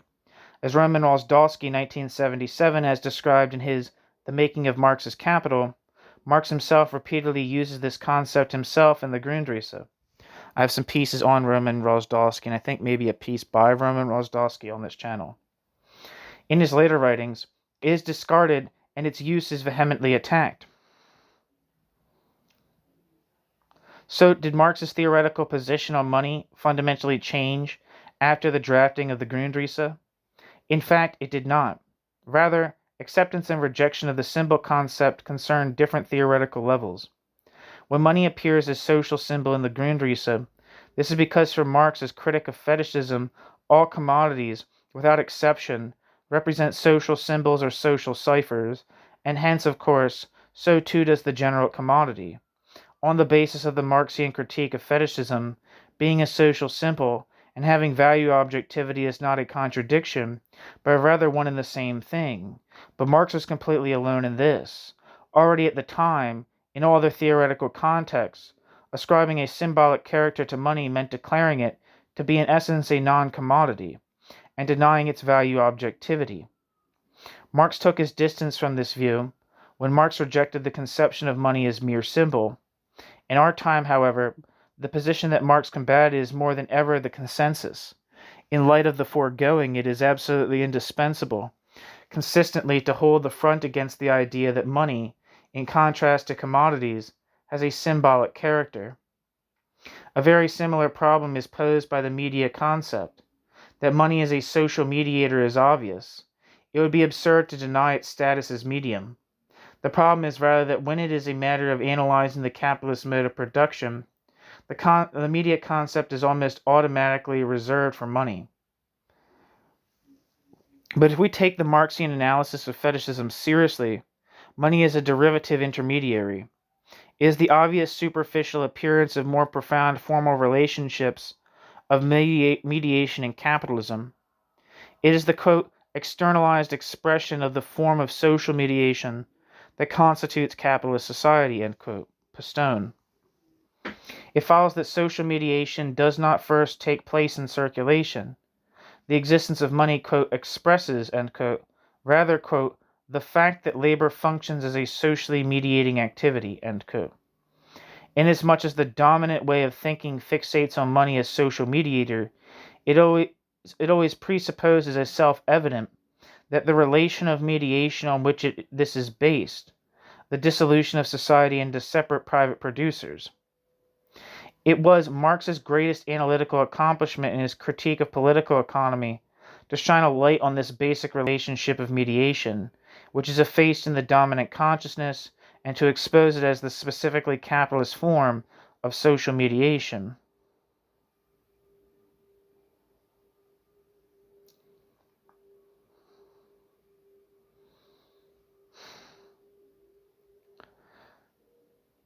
3. The circulative reduction. Precisely the decisive insight, also for monetary theory, that the transformation of the production of wealth into private labor raises the latter to the status of basic medium of social mediation, is almost completely obscured in the reception of Marx's work.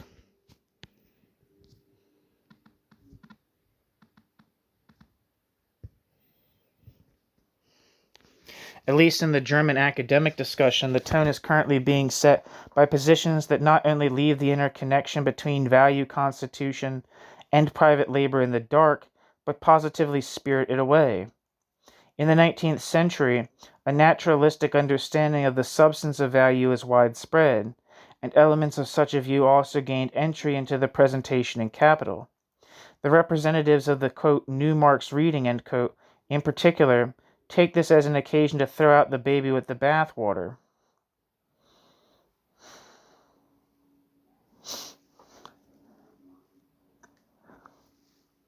Instead of clearing away this detritus and consistently reconstructing the interconnection between private labor and value substance on the basis of an orientation to the problem of fetishism, the constitution of values de facto shifted to the sphere of circulation.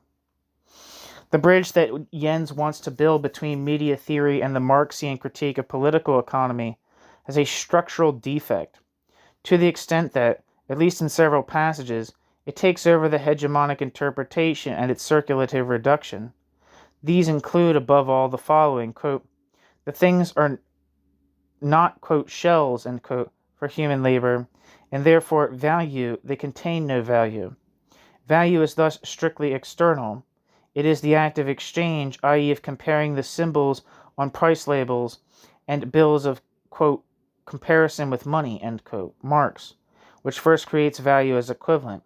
This act takes place according to strict rules, which are enforced by the police, end quote, Jens.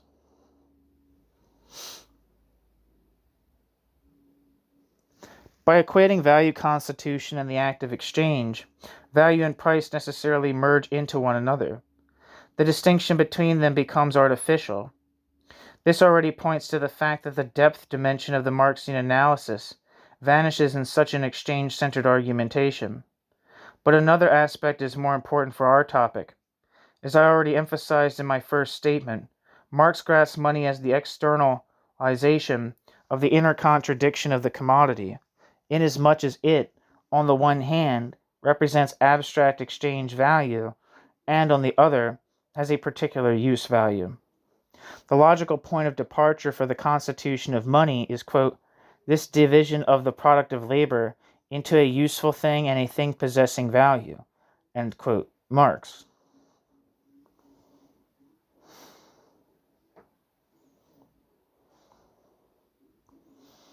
Whether or not this is the intention, having the constitution of value first being with exchange means cutting off this dimension of the Marxian concept of money.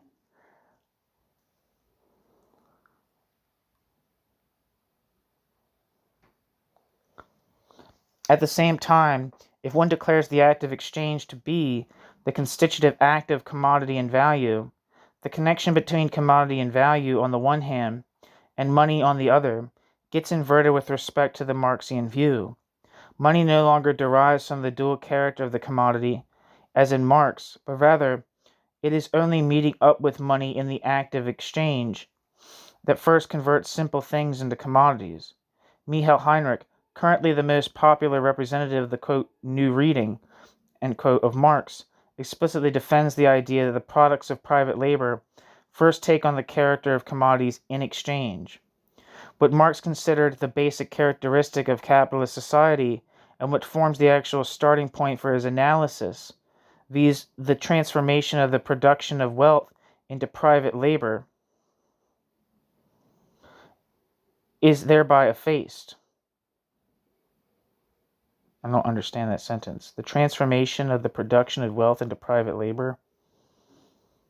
I don't know. One has to read Jens' text really generously in order still to detect the relation to private labor as instance of social mediation in his definition of the commodity. quote, being a commodity means being connected to a symbol for a certain exchange value. A commodity is an object with a use value that has been made into a medium of exchange value, or was already produced as such, end quote. At any rate, as compared to Marx, the connection has become extremely loose. Marx, namely, used the following apodictic formulation, quote, only the products of mutually independent acts of private labor performed in isolation confront each other as commodities, end quote. He thus derived the character of the product as commodity directly from the transformation of wealth into private labor. That's a very, in my personal opinion, sorry if you have to hear my opinions, but it's a very strange idea of like, so the transformation of the production of wealth into private labor, was that means that wealth was initially social or what? Because in my opinion, I mean, and I'm clearly in sympathy to Heinrich here, but the character of the commodity, it seems like what makes the character of the commodity for Marx is the transformation of private labor into social labor via commodity exchange. This notion here of Marx derived the character of the product as commodity directly from the transformation of the production of wealth into private labor is a very bizarre formulation to me. And he also quotes Marx here. He says, quote, only the products of mutually independent acts of private labor performed in isolation confront each other as commodities, end quote. Where do they confront each other? They confront each other in exchange. The fact that these private labors become social labor is fundamentally dependent upon exchange. Otherwise, they just remain private labors. Now, this, of course, doesn't exclude the fact that commodity production is the production of a commodity. But for that commodity to become validated as part of social labor in a market context, it must be sold. If you produce something and it just rots, it remains a commodity ideally, but in order for that ideal of commodity being a commodity to become a practical reality, it must be sold. I think that also, obviously, the commodity form of the product, right, definitely fundamentally changes the production process, right? That's what becoming market dependent does. Market dependent private labor fundamentally is transformed by the mechanism of competition and the seeking of optimal market returns. Those dynamics reflect back onto the production process, and thus, work labor is intensified.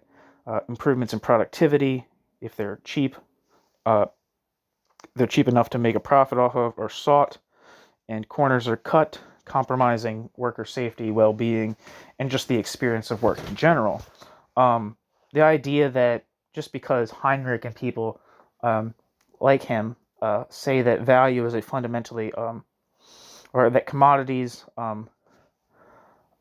must be validated or proven as part of social labor on the market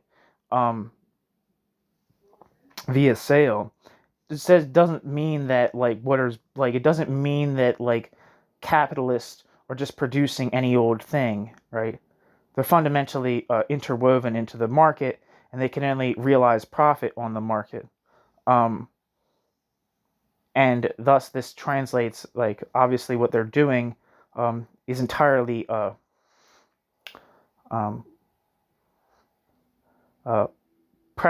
is entirely dictated by the market.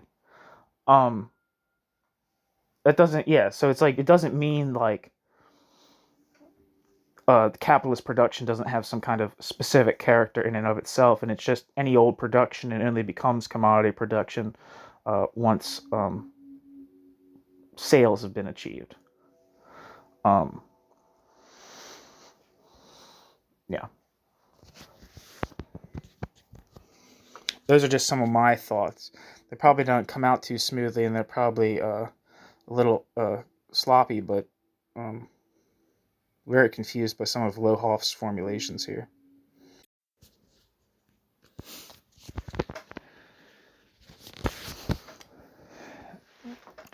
New section, section 4. Thought abstraction and real abstraction. This logical status of money as the necessarily objectified form of appearance of basic social mediation via private labor and the products of private labor does not negate its own medial character, but it does make money a medium sui generis. Above all, money exhibits a peculiarity to which, as far as I know, there is no parallel among other media. For the money commodity as derivative medium to confront the cosmos of many particular commodities as, quote, the absolute existence of exchange value, end quote, Marx, and general commodity, it must itself represent capitalist wealth. It must either, like gold, stand for past dead labor, or like today's artificial money commodity, the titles to ownership of the central banks, as well as the titles to ownership that are negotiated between private actors on the money and capital markets, represent future value production. The general commodity thus has the same content as that which it mediates. Marx essentially sets out from his substantive equivalence, which he grasps money as real abstraction. When he grasps money as real abstraction, and in order to elucidate the comparison with the animal kingdom that I have cited, notes, quote, it is as if next to and apart from lions, tigers, hares, and all other really existing animals, there existed also the animal, the individual incarnation of the whole animal kingdom, such an individual, which in itself comprises all really existing sorts of the same thing, is a universal, like animal, God, etc., end quote. Marx. Jens does not consider the interconnection between private labor and the commodity character of human products. Thus, the equivalence between commodity and money appears as a process of abstraction that is, as it were, externally imposed on products of labor in exchange. The substantive identity between money-commodity, as the general representative of the system of private labor, and particular commodities, which each represent a particular form of private labor, is thus made invisible. This is why Jens rejects the view that there is a fundamental difference between the money medium and other media, such as language. For instance, Jens first summarizes the Marxian argument, quote, whereas an abstract concept like, quote, the animal, end quote, only exists in thought and speech, does not really exist alongside particular animals. Precisely this is supposed to be the case for the, quote, real abstraction, end quote, money. Quote, the animal, end quote, is supposed, so to say, really to exist alongside the concrete animals. And this would be a fundamental difference. But it is not. It is an entirely ordinary observation that orders of signs exist parallel to orders of things and mutually relate to one another. I can say, quote, please bring me that apple, end quote, and then, ideally, the apple is brought to me. Thus, although I only used an arbitrary sign for the apple, the real apple is changed, here its position, etc., end quote. A few lines further on, Jens draws his conclusion, quote, language is not only descriptive and or abstractive, but also performative. Language is not always only, quote, mere symbol, end quote, which passively represents something real, but it can also intervene as symbol and change the real, end quote. There is no question about it. Jens' assessment of language is entirely correct. Language undoubtedly has a performative character and, like all media, it affects that which it mediates. But Marx's core argument is not at all that language only passively reflects reality. What is at issue for him is in the distinction between thought abstraction and real abstraction is rather the specific character of the process of abstraction for which money stands. Even if language changes extra-linguistic reality, it always remains a system of signs in a reality that is not only linguistic. Even if my use of the word, quote, apple, end quote, can bring a real apple into my possession, the word as such never becomes a real apple. It is otherwise in the case of money. In, in, in the general commodity, the exchange value of particular commodities takes on an independent absolute form of existence. New section, section 5, the general commodity and the general commodity's symbols and substitutes. In principle, my intentions and Jens are the same.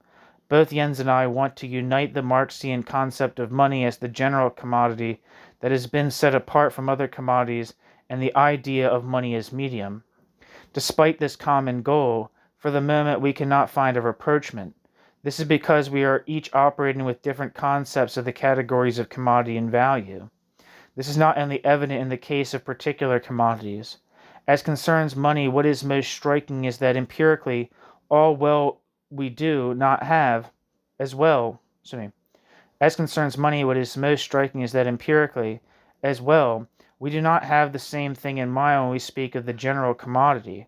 When I grasp money as the general commodity that has been set apart from the rest, I mean neither cash nor the private credit money that serves as means of payment and circulation in day-to-day business transactions.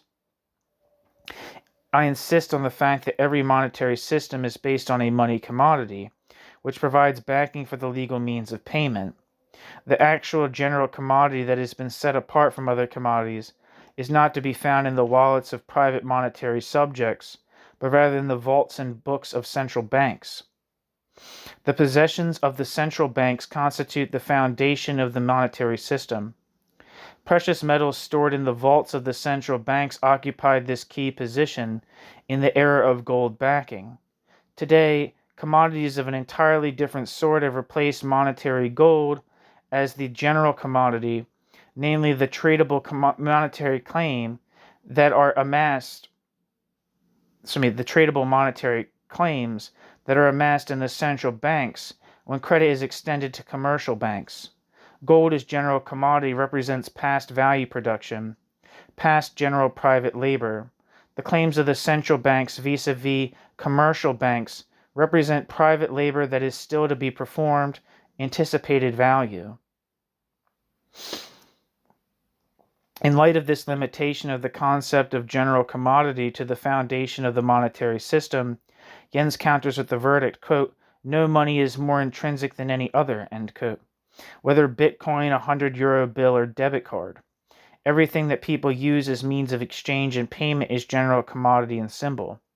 This view may well have its logic if one locates the constitution of commodities and value in the act of exchange. It is also compatible with the common practice in economics of defining money by way of its functions. But for those who, following Marx, conceive of the general commodity as a part of capitalist wealth that has been set apart from other commodities, as a part of society's total production of value or anticipated production of value that has been set apart. All cats are precisely not gray. The monetary system is differentiated. From this point of view, the €100 bill is not a commodity at all, but rather a worthless piece of paper. It merely refers to the general commodity as the symbolic proxy of the capitalist wealth that is represented by the general commodity. Its own social validity is derived from the latter. Banknotes of a central bank that, as quote equivalent, end quote, for the issued central bank money, only had claims in the books that need to be written off, would not be worth the paper on which they are printed. Private credit money, in turn, for instance, in the form of a debit card, does have the character of a commodity. It represents a monetary claim of the account owner vis-a-vis his or her bank, which can be transferred to others. As a claim and legal means of payment vis-a-vis a private actor, it is itself, however, a particular commodity and by no means the general commodity. The assertion that money is a symbol, in contrast to supposedly genuine capitalist wealth, these commodities, is often supported by the argument that money is the result of government fiat. Jens too talks about the relationship between the state and money. Despite Jens wanting to think about the character of money as general commodity with a symbolic character, it is hard to distinguish his train of thought from this common interpretive model. Jens writes that, quote, each current mode of appearance of money as currency is stabilized by the state, and if necessary revoked, end quote. And Jens continues, quote, when state power collapses, ... looting occurs, since price tags, checkout counters, and cameras can no longer prevent commodities, which are then no longer commodities, from being taken without being exchanged for money. This is why being the bearer of a symbol does not mean being a, quote, mere symbol, end quote, since the price is a symbol that is stabilized with extreme violence, end quote. It is undoubtedly correct that the state imposes the bourgeois property order with its legal code and its monopoly of violence. But this is something other than securing the social validity of money and, quote, monetary stability, end quote, i.e. the stability of money's value.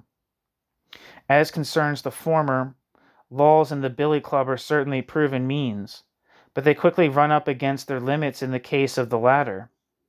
In the early modern period, when gold and silver coins still served as means of circulation, the persistently hard-up states were happy to use their right of coinage to create income by reducing the real metal content of their coins below the nominal content.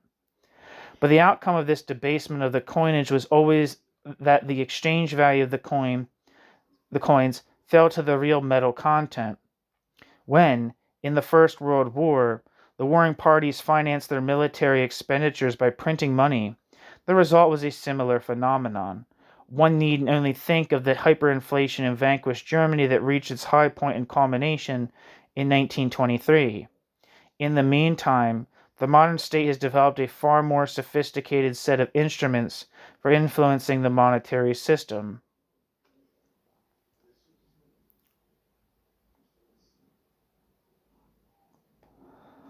In the form of central banks, an abstract generality proper to the monetary system has taken shape, but it by no means creates money and its validity des ex machina. Rather, its steering point consists in its ability to influence the scope of the formation of, quote, fictive capital, end quote, on the money and capital markets. This occurs on the one hand directly by way of the extension of credit to commercial banks, and also indirectly inasmuch as it either inhibits or promotes lending in the private economy by establishing base interest rates and minimum reserves. But this all has nothing to do with creating symbols. It has rather to do with capital market commodities and their specific law of movement. New section, Jens Schröter. I would like to thank Ernst for his helpful clarifications. I think that we are not so far apart. I see the misunderstanding as lying elsewhere, however. Lohoff's comments would deserve a more detailed commentary than I can provide here. I can merely go into a few points by way of example. Circulative reduction. For outsiders, this charge that the different factions, e.g., value criticism, the new reading of Marx, repeatedly raise against one another is not always understandable. Ernst writes, quote, Jens does not consider the interconnection between private labor and the commodity character of human products. Thus, the equivalence between commodity and money as appears as a process of abstraction that is, as it were, externally imposed on the products of labor and exchange, end quote. Against this, I explicitly wrote, quote, this can undoubtedly be criticized as a, quote, circulation ideological, end quote, reduction of value. But nobody is saying that such processes occur only in exchange on markets. A firm that produces commodities also has somehow to, quote, attach, end quote, a price to objects. For example, the price at which it transfers them to retailers, and those that receive the commodities provide monetary symbols, etc.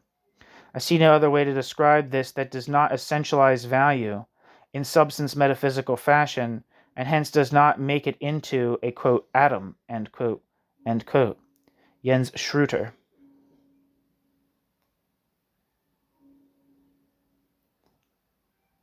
Needless to say, goods are produced in capitalism as commodities for circulation, but they can only be realized as commodities in circulation. The question was in no way where the commodity character emerges. The connection between production and circulation was rather presupposed, but rather how the commodity character is inscribed in its objects, how it is medially operative, and hence how it is connected to the money medium. On the one hand, which Ernst, unfortunately, does not thematize, Marx says that, quote, not an atom of matter enters into the objectivity of commodities as values, end quote.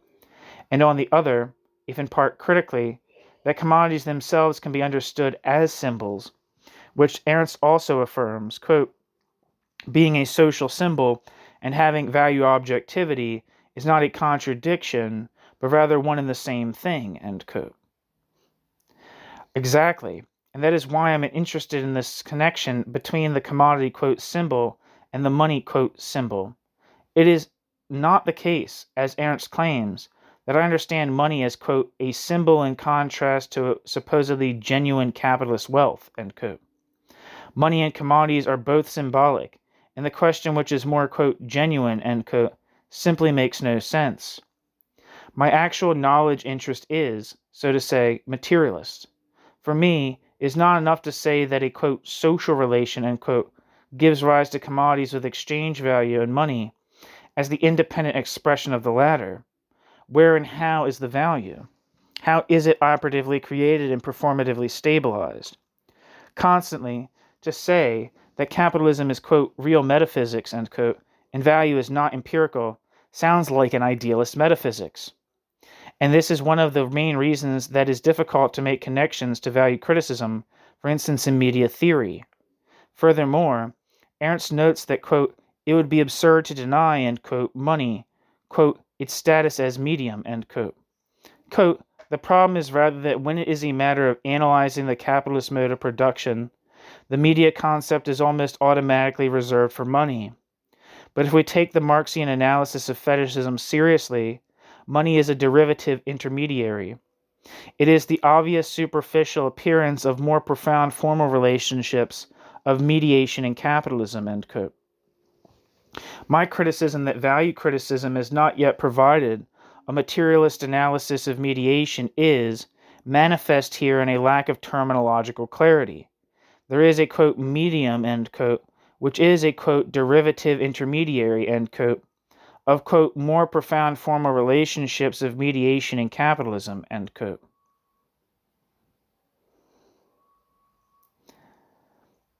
There's a footnote that I missed. It says, I admit that it would have been better here to speak of, quote, value than price, end footnote. Only the, quote, mere symbol, end quote, is still missing. How does a medium relate to mediation? How does, quote, derivative, end quote, mediation relate to apparently actual mediation? How does mediation relate to form? And hence, how does medium relate to form? A certain proximity to Luhmann's use of medium and form comes to mind here. If, as I suggest, we grasp both money and commodities as medial bearers of symbols, then the question automatically arises of what these symbols describe as their reference, and that reference is value, which leads in turn to labor.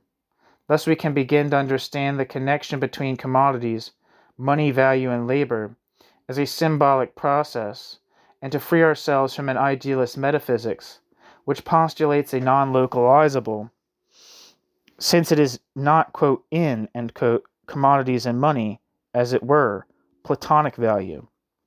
Then we can even ask how value and the, quote, relations of mediation on which it is based, end quote, are stabilized and reproduced via what forms of medial technologies, and how this can be changed since, quote, social, quote, relations, end quote, are always socio-technical, as Marx is well aware. From this fundamental perspective, two aspects follow, which I can only briefly indicate. Medium sui generis. Obviously, The next question that imposes itself is whether money as medium is different from other media. To start with, I agree with Ernst's idea of flagging money as a, quote, medium sui generis, end quote, a sort of particular and distinguished medium. But here, too, a precise materialist investigation would have to be undertaken to establish how this centrality is historically produced, medially stabilized and extended, e.g., by way of more and more objects and processes being transformed in such a way that they become exchangeable into money and hence become commodities. Today, for instance, in, quote, social media, end quote, of communication. Ernst argues, however, that the peculiar character of money lies in the fact that money is a different type of medium and has a different type of ontology, which raises the questions of whether it is, then, a medium at all. Quote, even if my use of the word, quote, apple, end quote, can bring a real apple into my possession, the word as such never becomes a real apple. It is otherwise in the case of money. In the general commodity, the exchange value of particular commodities takes on an independent absolute form of existence, end quote. I do not understand this argument. As a quote from Lohoff, I do not understand this argument. Money in the form of a bill that is in front of me also never, quote, becomes, end quote, an apple. It can rather, quote, bring a real apple into my possession, exclamation point, end quote. Just like, as Ernst himself concedes, a word, e.g. a request or a command, can also do this, and in both cases, this only applies if apples are available. Different forms of money. New section, different forms of money. My thesis that no money is, quote, more intrinsically money, end quote, than any other refers in the first place to the fact that all money is a medium that bears a symbol referring to, quote, value. This applies also to the, quote, actual money, end quote, or the, quote, actual money commodity, end quote, discovered by Ernst. Ernst writes, quote, it must either, like gold, stand for past dead labor, or like today's artificial money commodity, the titles to ownership of the central banks, as well as the titles to ownership that are negotiated between private actors on the money and capital markets, represent future value production, end quote. And further, quote, the actual general commodity that has been set apart is rather to be found in the vaults and books of central banks. It is comprised of the possession of the central banks, which constitute the foundation of the monetary system. Precious metals stored in the vaults of the central banks occupied this key position in the era of gold backing, end quote. It could not be said more clearly that the, quote, actual money commodity, end quote, is also medial in nature.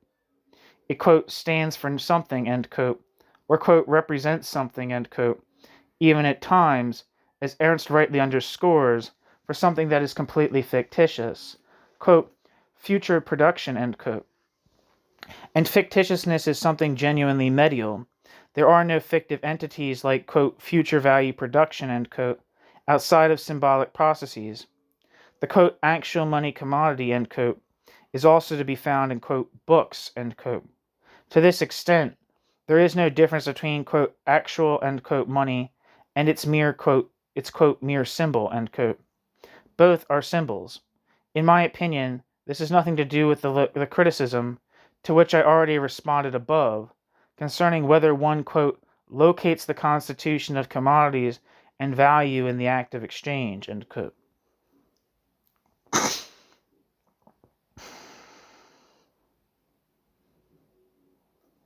In another text, Ernst Lohoff describes, quote, the general commodity to which issued paper money owes its backing, and from which its role as money proxy is derived, end quote. The general commodity, quote, backs the token money issued by the central bank, end quote. The most important function of the money commodity thus appears to consist in providing backing. In the past, gold, and now, the future constitute the ultimate reference of the monetary system. And what reference symbols have, how their meaning gets stabilized, is a genuine semiotic and media-theoretical question. Formulated in this way, we can again ask, how is the relevance of, quote, how is the, quote, reference, How is the reference of, quote, value, end quote, stabilized or destabilized? What role is played here by the state, etc., ... How does this reference fall into crisis? If commodity value and the independent expression of the latter in money are understood as symbolic processes, then we can also ask about the possibility of alternative systems of signs. Back to Ernst Lohoff. In his contribution, Hanno Pahl cites Philip Mirovsky and his suggestion that there are, quote, not one but two Marxian labor theories of value, end quote. And he adds, quote, it follows that one would have again to discuss the question of the coherence of the Marxian position, end quote.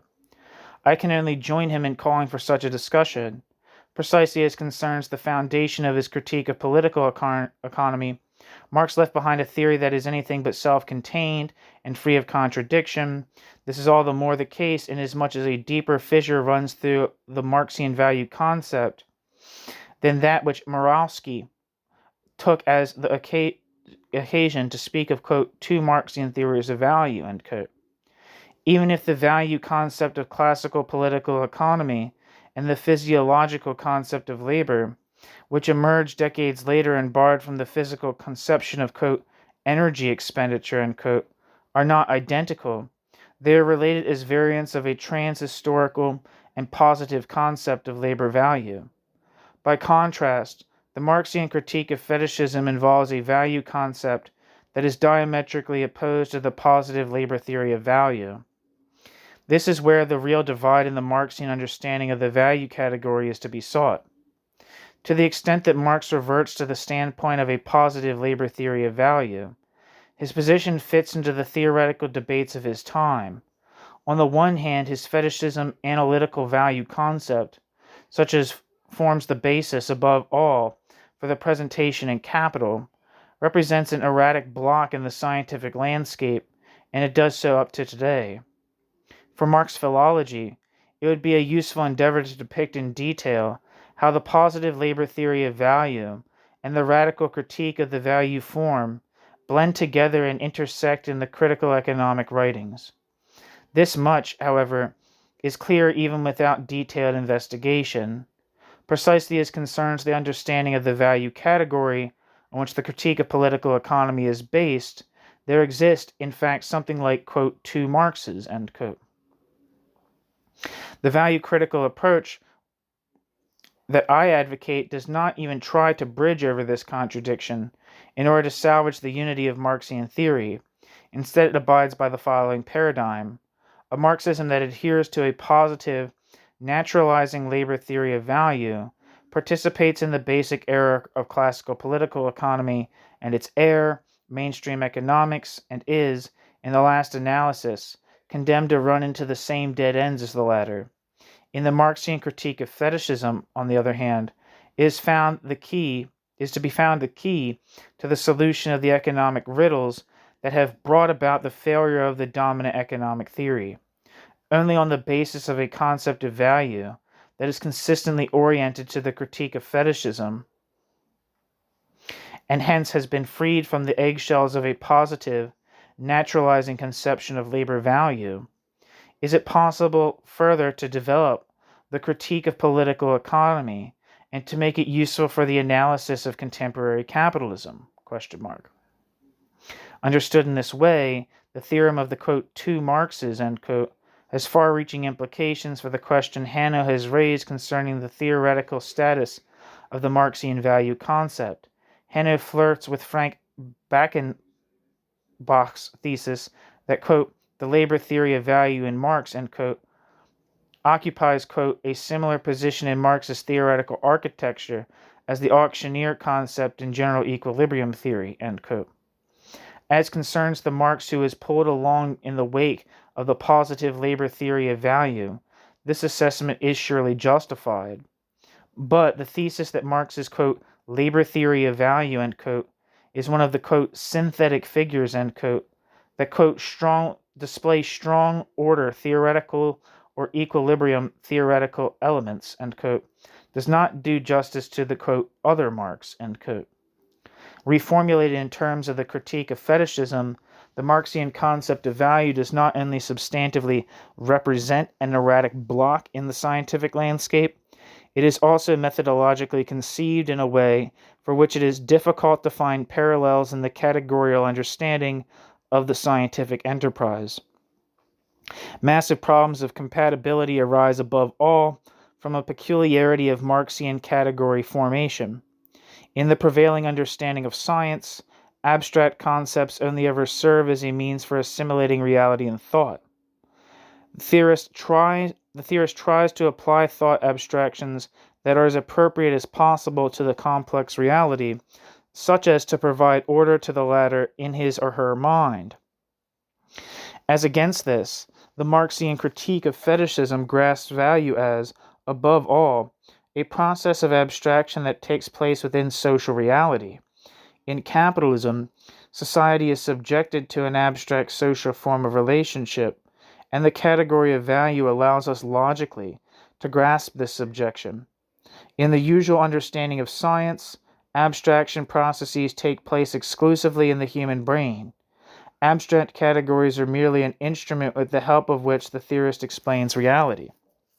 By contrast, the critique of fetishism sees an objective process of abstraction at work, which structures capitalist reality, and it interprets value as real abstraction. The intellectual accomplishment of the theorist consists in deciphering the real process of abstraction. As is well known, Marx did not claim to be opposing a new political economy to classical political economy, but rather to be formulating a critique of political economy. This self-understanding points directly to the peculiar logical status of categories, such as that of value in the critique of fetishism.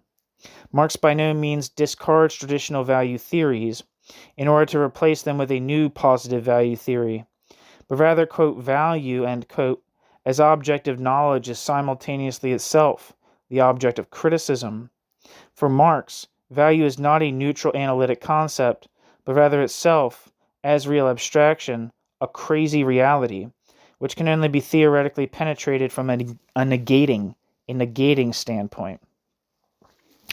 The little word, quote, critique, end quote, means here something more than taking an ethically motivated decision against the prevailing form of socialization. It refers to the inner contradictoriness, and in the final analysis, untenability of value as real category.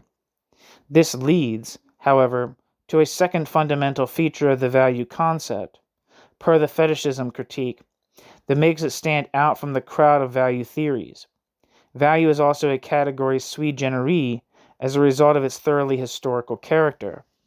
As a rule, the usual value theories have value emerging from the social division of labor per se, and consequently treat it as a category that is suitable for every sort of economy based on the division of labor.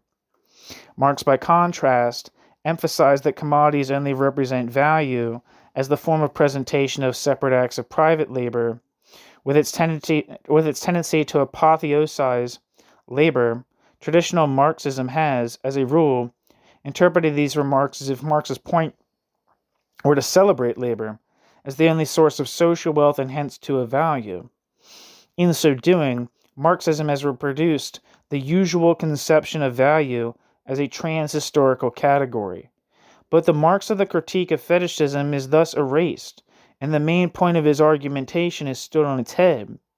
By deriving the constitution of value from private labor, Marx tied the formation of value to a specific social form of productive activity that first emerged along with capitalism. That's a very weird sentence too. I'm going to repeat that. By deriving the constitution of value from private labor, Marx tied the formation of value to a specific form of productive activity that first emerged along with capitalism.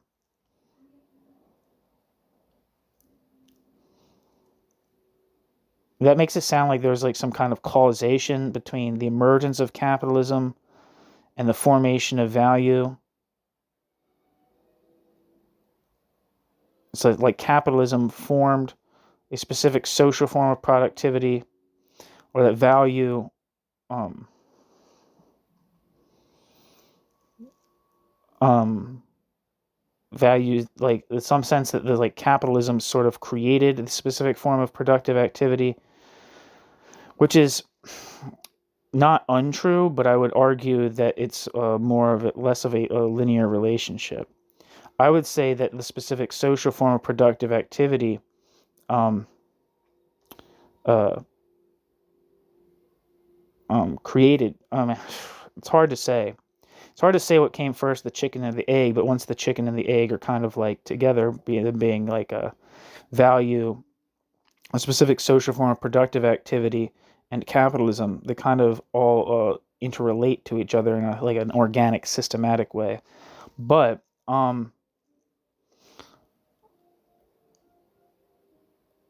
the specific form of social, it seems like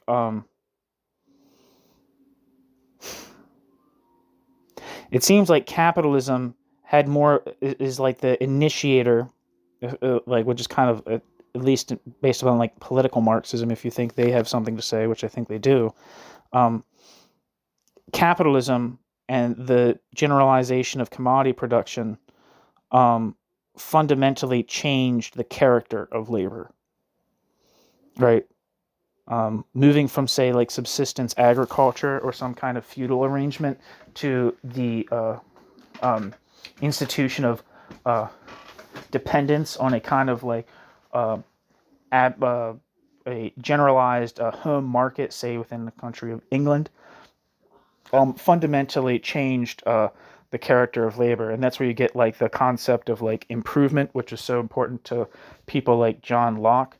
Kind of emerges out of these like um, changing of social production relations, not in industry but in um, agriculture.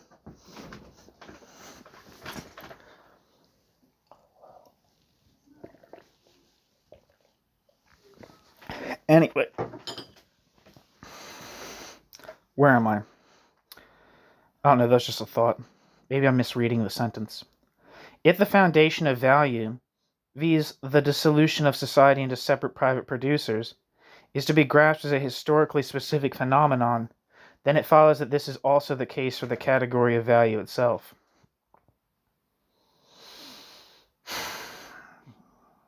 All right, I'm kind of cautious about this, right? Because, to my understanding, at least like pre-capitalist society, like feudalism, or like say just like a general peasant economy, is generally a society of private producers, not in the sense of like capitalist producers or market-dependent producers, but self-subsistence producers, right? Even if those units of self-subsistence are hierarchically stratified in some way. It seems like, especially in, say, and this may be different for different forms of feudalism, say in like China or somewhere like that, which are so-called like irrigation societies or whatever, or oriental modes of production or something like that, where the state, due to irrigation needs, is highly involved and like fairly involved, way more involved in like the general economic life of the society in general than in, say, England, where it's or like Europe, where production is radically decentralized. There's very much a decentralized aspect to pre-capitalist forms of production, at least in the European context. So I think what's more interesting is how, or what's more appropriate is to say how these uh, separate private producers become specialized and dependent upon each other via market socially imposed market imperatives. Um, like uh, I think that like production was fairly decentralized prior to capitalism, and the character of and like the safety first, self-subsistence nature of peasant production was private in character. It wasn't private in the same way as in capitalism, in which um, everybody was, you know,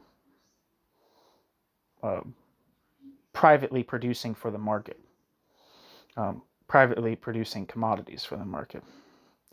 If you take, for example, like one of the big examples that more people might be familiar with if you're coming from a Marxian background, is like in the Russian Revolution, right? Is that one of the troubles that the Soviet government always had after they had decreed that the land to the peasants, is that peasants could always just kind of like, if they weren't getting good prices, if they weren't being able to purchase industrial goods with what they were selling, they could always, like, in a certain sense, retreat from the market, right? And still be private producers, but private producers in a radically different capacity than if they were producing for the market. So I don't like this idea of like value, the foundation of value being the dissolution of society into separate private producers, but that's just me. If the foundation of value, viz. The dissolution of society into separate private producers, is to be grasped as a historically specific phenomenon, then it follows that this is also the case for the category of value itself. Value is thus, in the first place, something deeply historical, as the category is to be reserved for the capitalist mode of production. Value's historicity, however, also has a second dimension, which is at least as important for our questions, if not more so.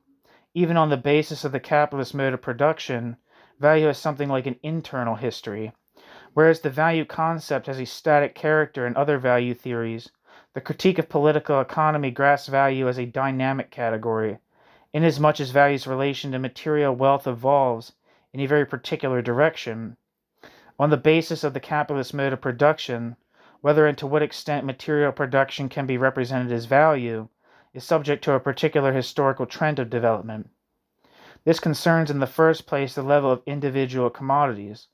As a result of the development of productivity, the labor time necessary for the production of every individual commodity is constantly falling in all existing branches of social production. Hence, a ton of steel or 100 pounds of potatoes represent a smaller and smaller mass of value. Or viewed the other way around, the same value has to be represented in larger and larger quantities of use values. But a clear tendency is also observable on the level of society as a whole. The increasing socialization of material production alters the composition of the aggregate social labor to the detriment of separate private labor, and thus ultimately undermines the transformation of material wealth into value wealth. As sketched out by Marx in the, quote, fragment on machines, end quote, in the Grundrisse, this process reaches a critical threshold when the application of science replaces isolated individual labor as the main force of production. Precisely as concerns the historicity of the value category, the presentation in the Grundrisse can certainly also serve as proof of the existence of, quote, two Marxes, end quote. On the one hand, the founder of the critique of political economy here thematizes the internal history of value particularly clearly and shows that the increasingly scientific character of production can ultimately only lead to one thing, quote, with that, production based on exchange value breaks down, end quote. Marx. On the other hand, in his treatment of the prehistory of capitalism, Marx reverts to the usual standpoint of other value theories and ascribes something like a pre-capitalist existence to value. Hanno's reflections on a, quote, higher level or general theory of socio-cultural development, end quote, have also to be seen on this background. Hanno refers to the changes in the orientation of Marx's critical economic writings, and he writes, quote, originally, Marx had in mind the elaboration of a general theory of socio-cultural development, the, quote, materialist conception of history, end quote, in order then, on the basis of it, to elaborate a specific theory of the capitalist the capitalist economy as the presumed center of modern society, end quote. Hanno regrets that this first part was not further developed, but rather remained just a project, and that in Capital, Marx limited himself to elaborating, quote, a specific theory of the capitalist economy, end quote. There was, however, a good reason for the shift away from the original plan and the narrow focus on the capitalist mode of production, since while working on Capital, Marx recognized value as a category that is proper only to the capitalist mode of production, Marx would have had to have found a new type of general theory of socio-cultural development, a general theory that is not based on mystifying value as a transhistorical category, as little as there is to be said in principle against the desire to have a higher level theory of socio-cultural development. It should not result in an elimination of Marx's critique of fetishism. Otherwise, quote, less is more applies, end quote. Otherwise, quote, less is more, end quote, applies. And a final word from Hanno Pahl. It is not easy to provide a concise summary of our trialogue. What should have become clear is that it seems, in principle, to be fruitful to relate the value-critical or form-critical interpretations of Marxian theory to contemporary research questions in media theory, and to see what perspectives for further reflection result. But the difficulties with which one could be confronted in doing so will also have been made plain. Ernst rightly notes that Marxian value theory represents a, quote, erratic block in the scientific landscape, end quote, and that its methodological peculiarities give rise to, quote, massive compatibility problems, end quote, in all attempts to bring it into relation with other newer theoretical formats. I think we largely agree that a dual strategy is required here. The genuine insights of the Marxian critique, its specific problematic, should not be undermined. Otherwise, the whole procedure would prove to be pointless.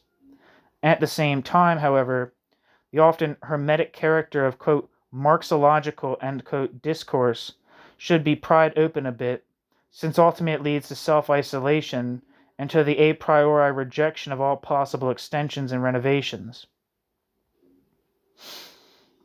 With regard to our initial question on, quote, money as medium or as commodity, set apart from the rest, end quote, Yen's inputs, in particular, have identified some possibilities.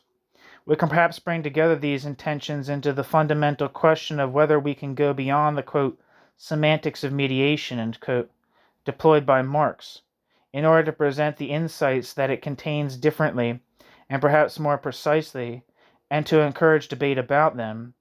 Jens has, for instance, formulated it as a program to ascertain, micrologically and also empirically, quote, how the commodity character is inscribed in objects, how it is medially operative, and hence how it is connected to the money medium, end quote.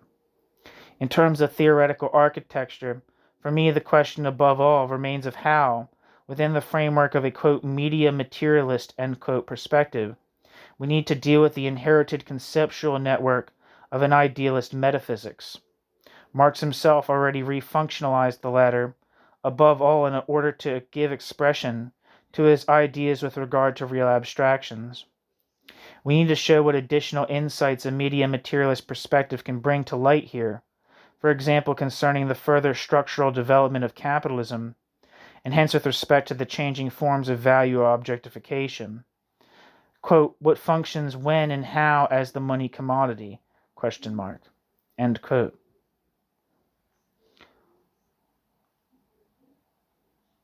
I'm gonna read some of the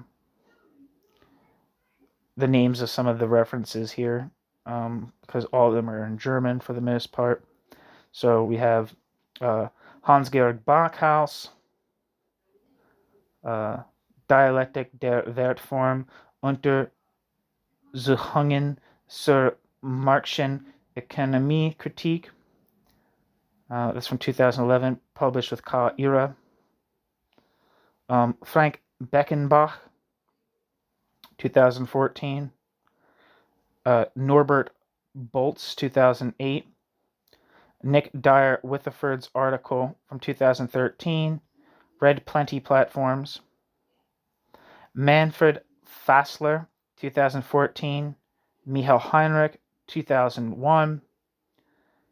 Johann Hurich, 1996. Johann Hurich, 2004. Johann Hurich. There's just a bunch from him. Jeffrey Ingham, 2005, Concepts of Money, Interdisciplinary Perspectives from Economics, Sociology, and Political Science. Friedrich Kittler, 1990, Discord Networks.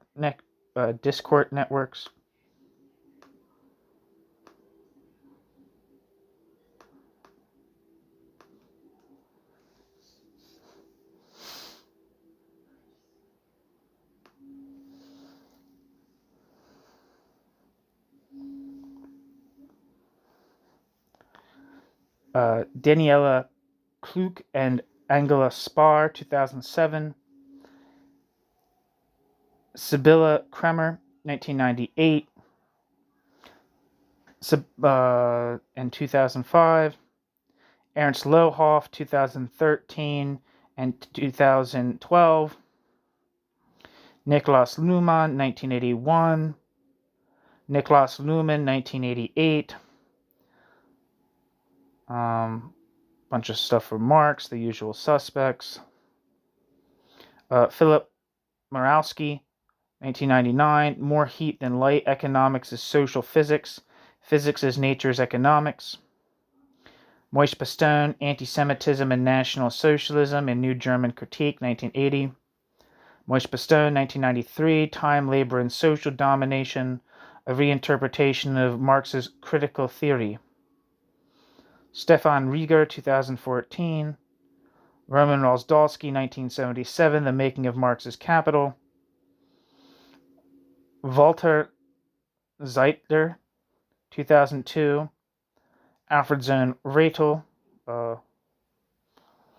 Intellectual and Warenform and Denkform, which I guess is value form and thought form. An article from Wikipedia. Harmut Winkler, 2004. And that's that.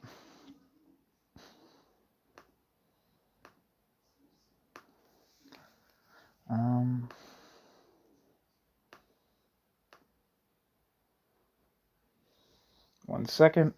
I'm going to see if I can get anything for this book that I was trying to look up.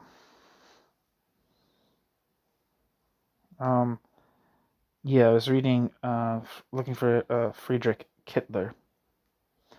Friedrich Kittler's Discord Networks, 1819/1900.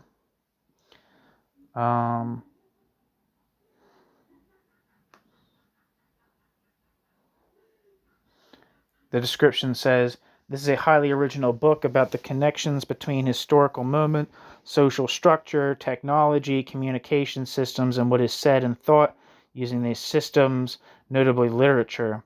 The author focuses on the differences between, quote, discourse networks, and quote, in 1800 and 1900, in the process developing a new analysis of the shift from Romanticism to modernism. The work might be classified as a German equivalent to the new historicism of American literary scholars, both in the intellectual influence to which Kittler responds and in his concern to ground literature in the most concrete details of historical reality. The artful structure of the book begins with Goethe's Faust and ends with Valerie's Faust.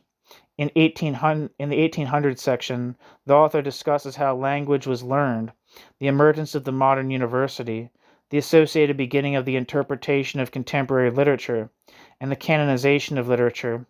Among the writers and works Kittler analyzes, in addition to Goethe's Faust, are Schlegel, E.T.A. Hoffmann's The Golden Pot, and Goethe's Tasso.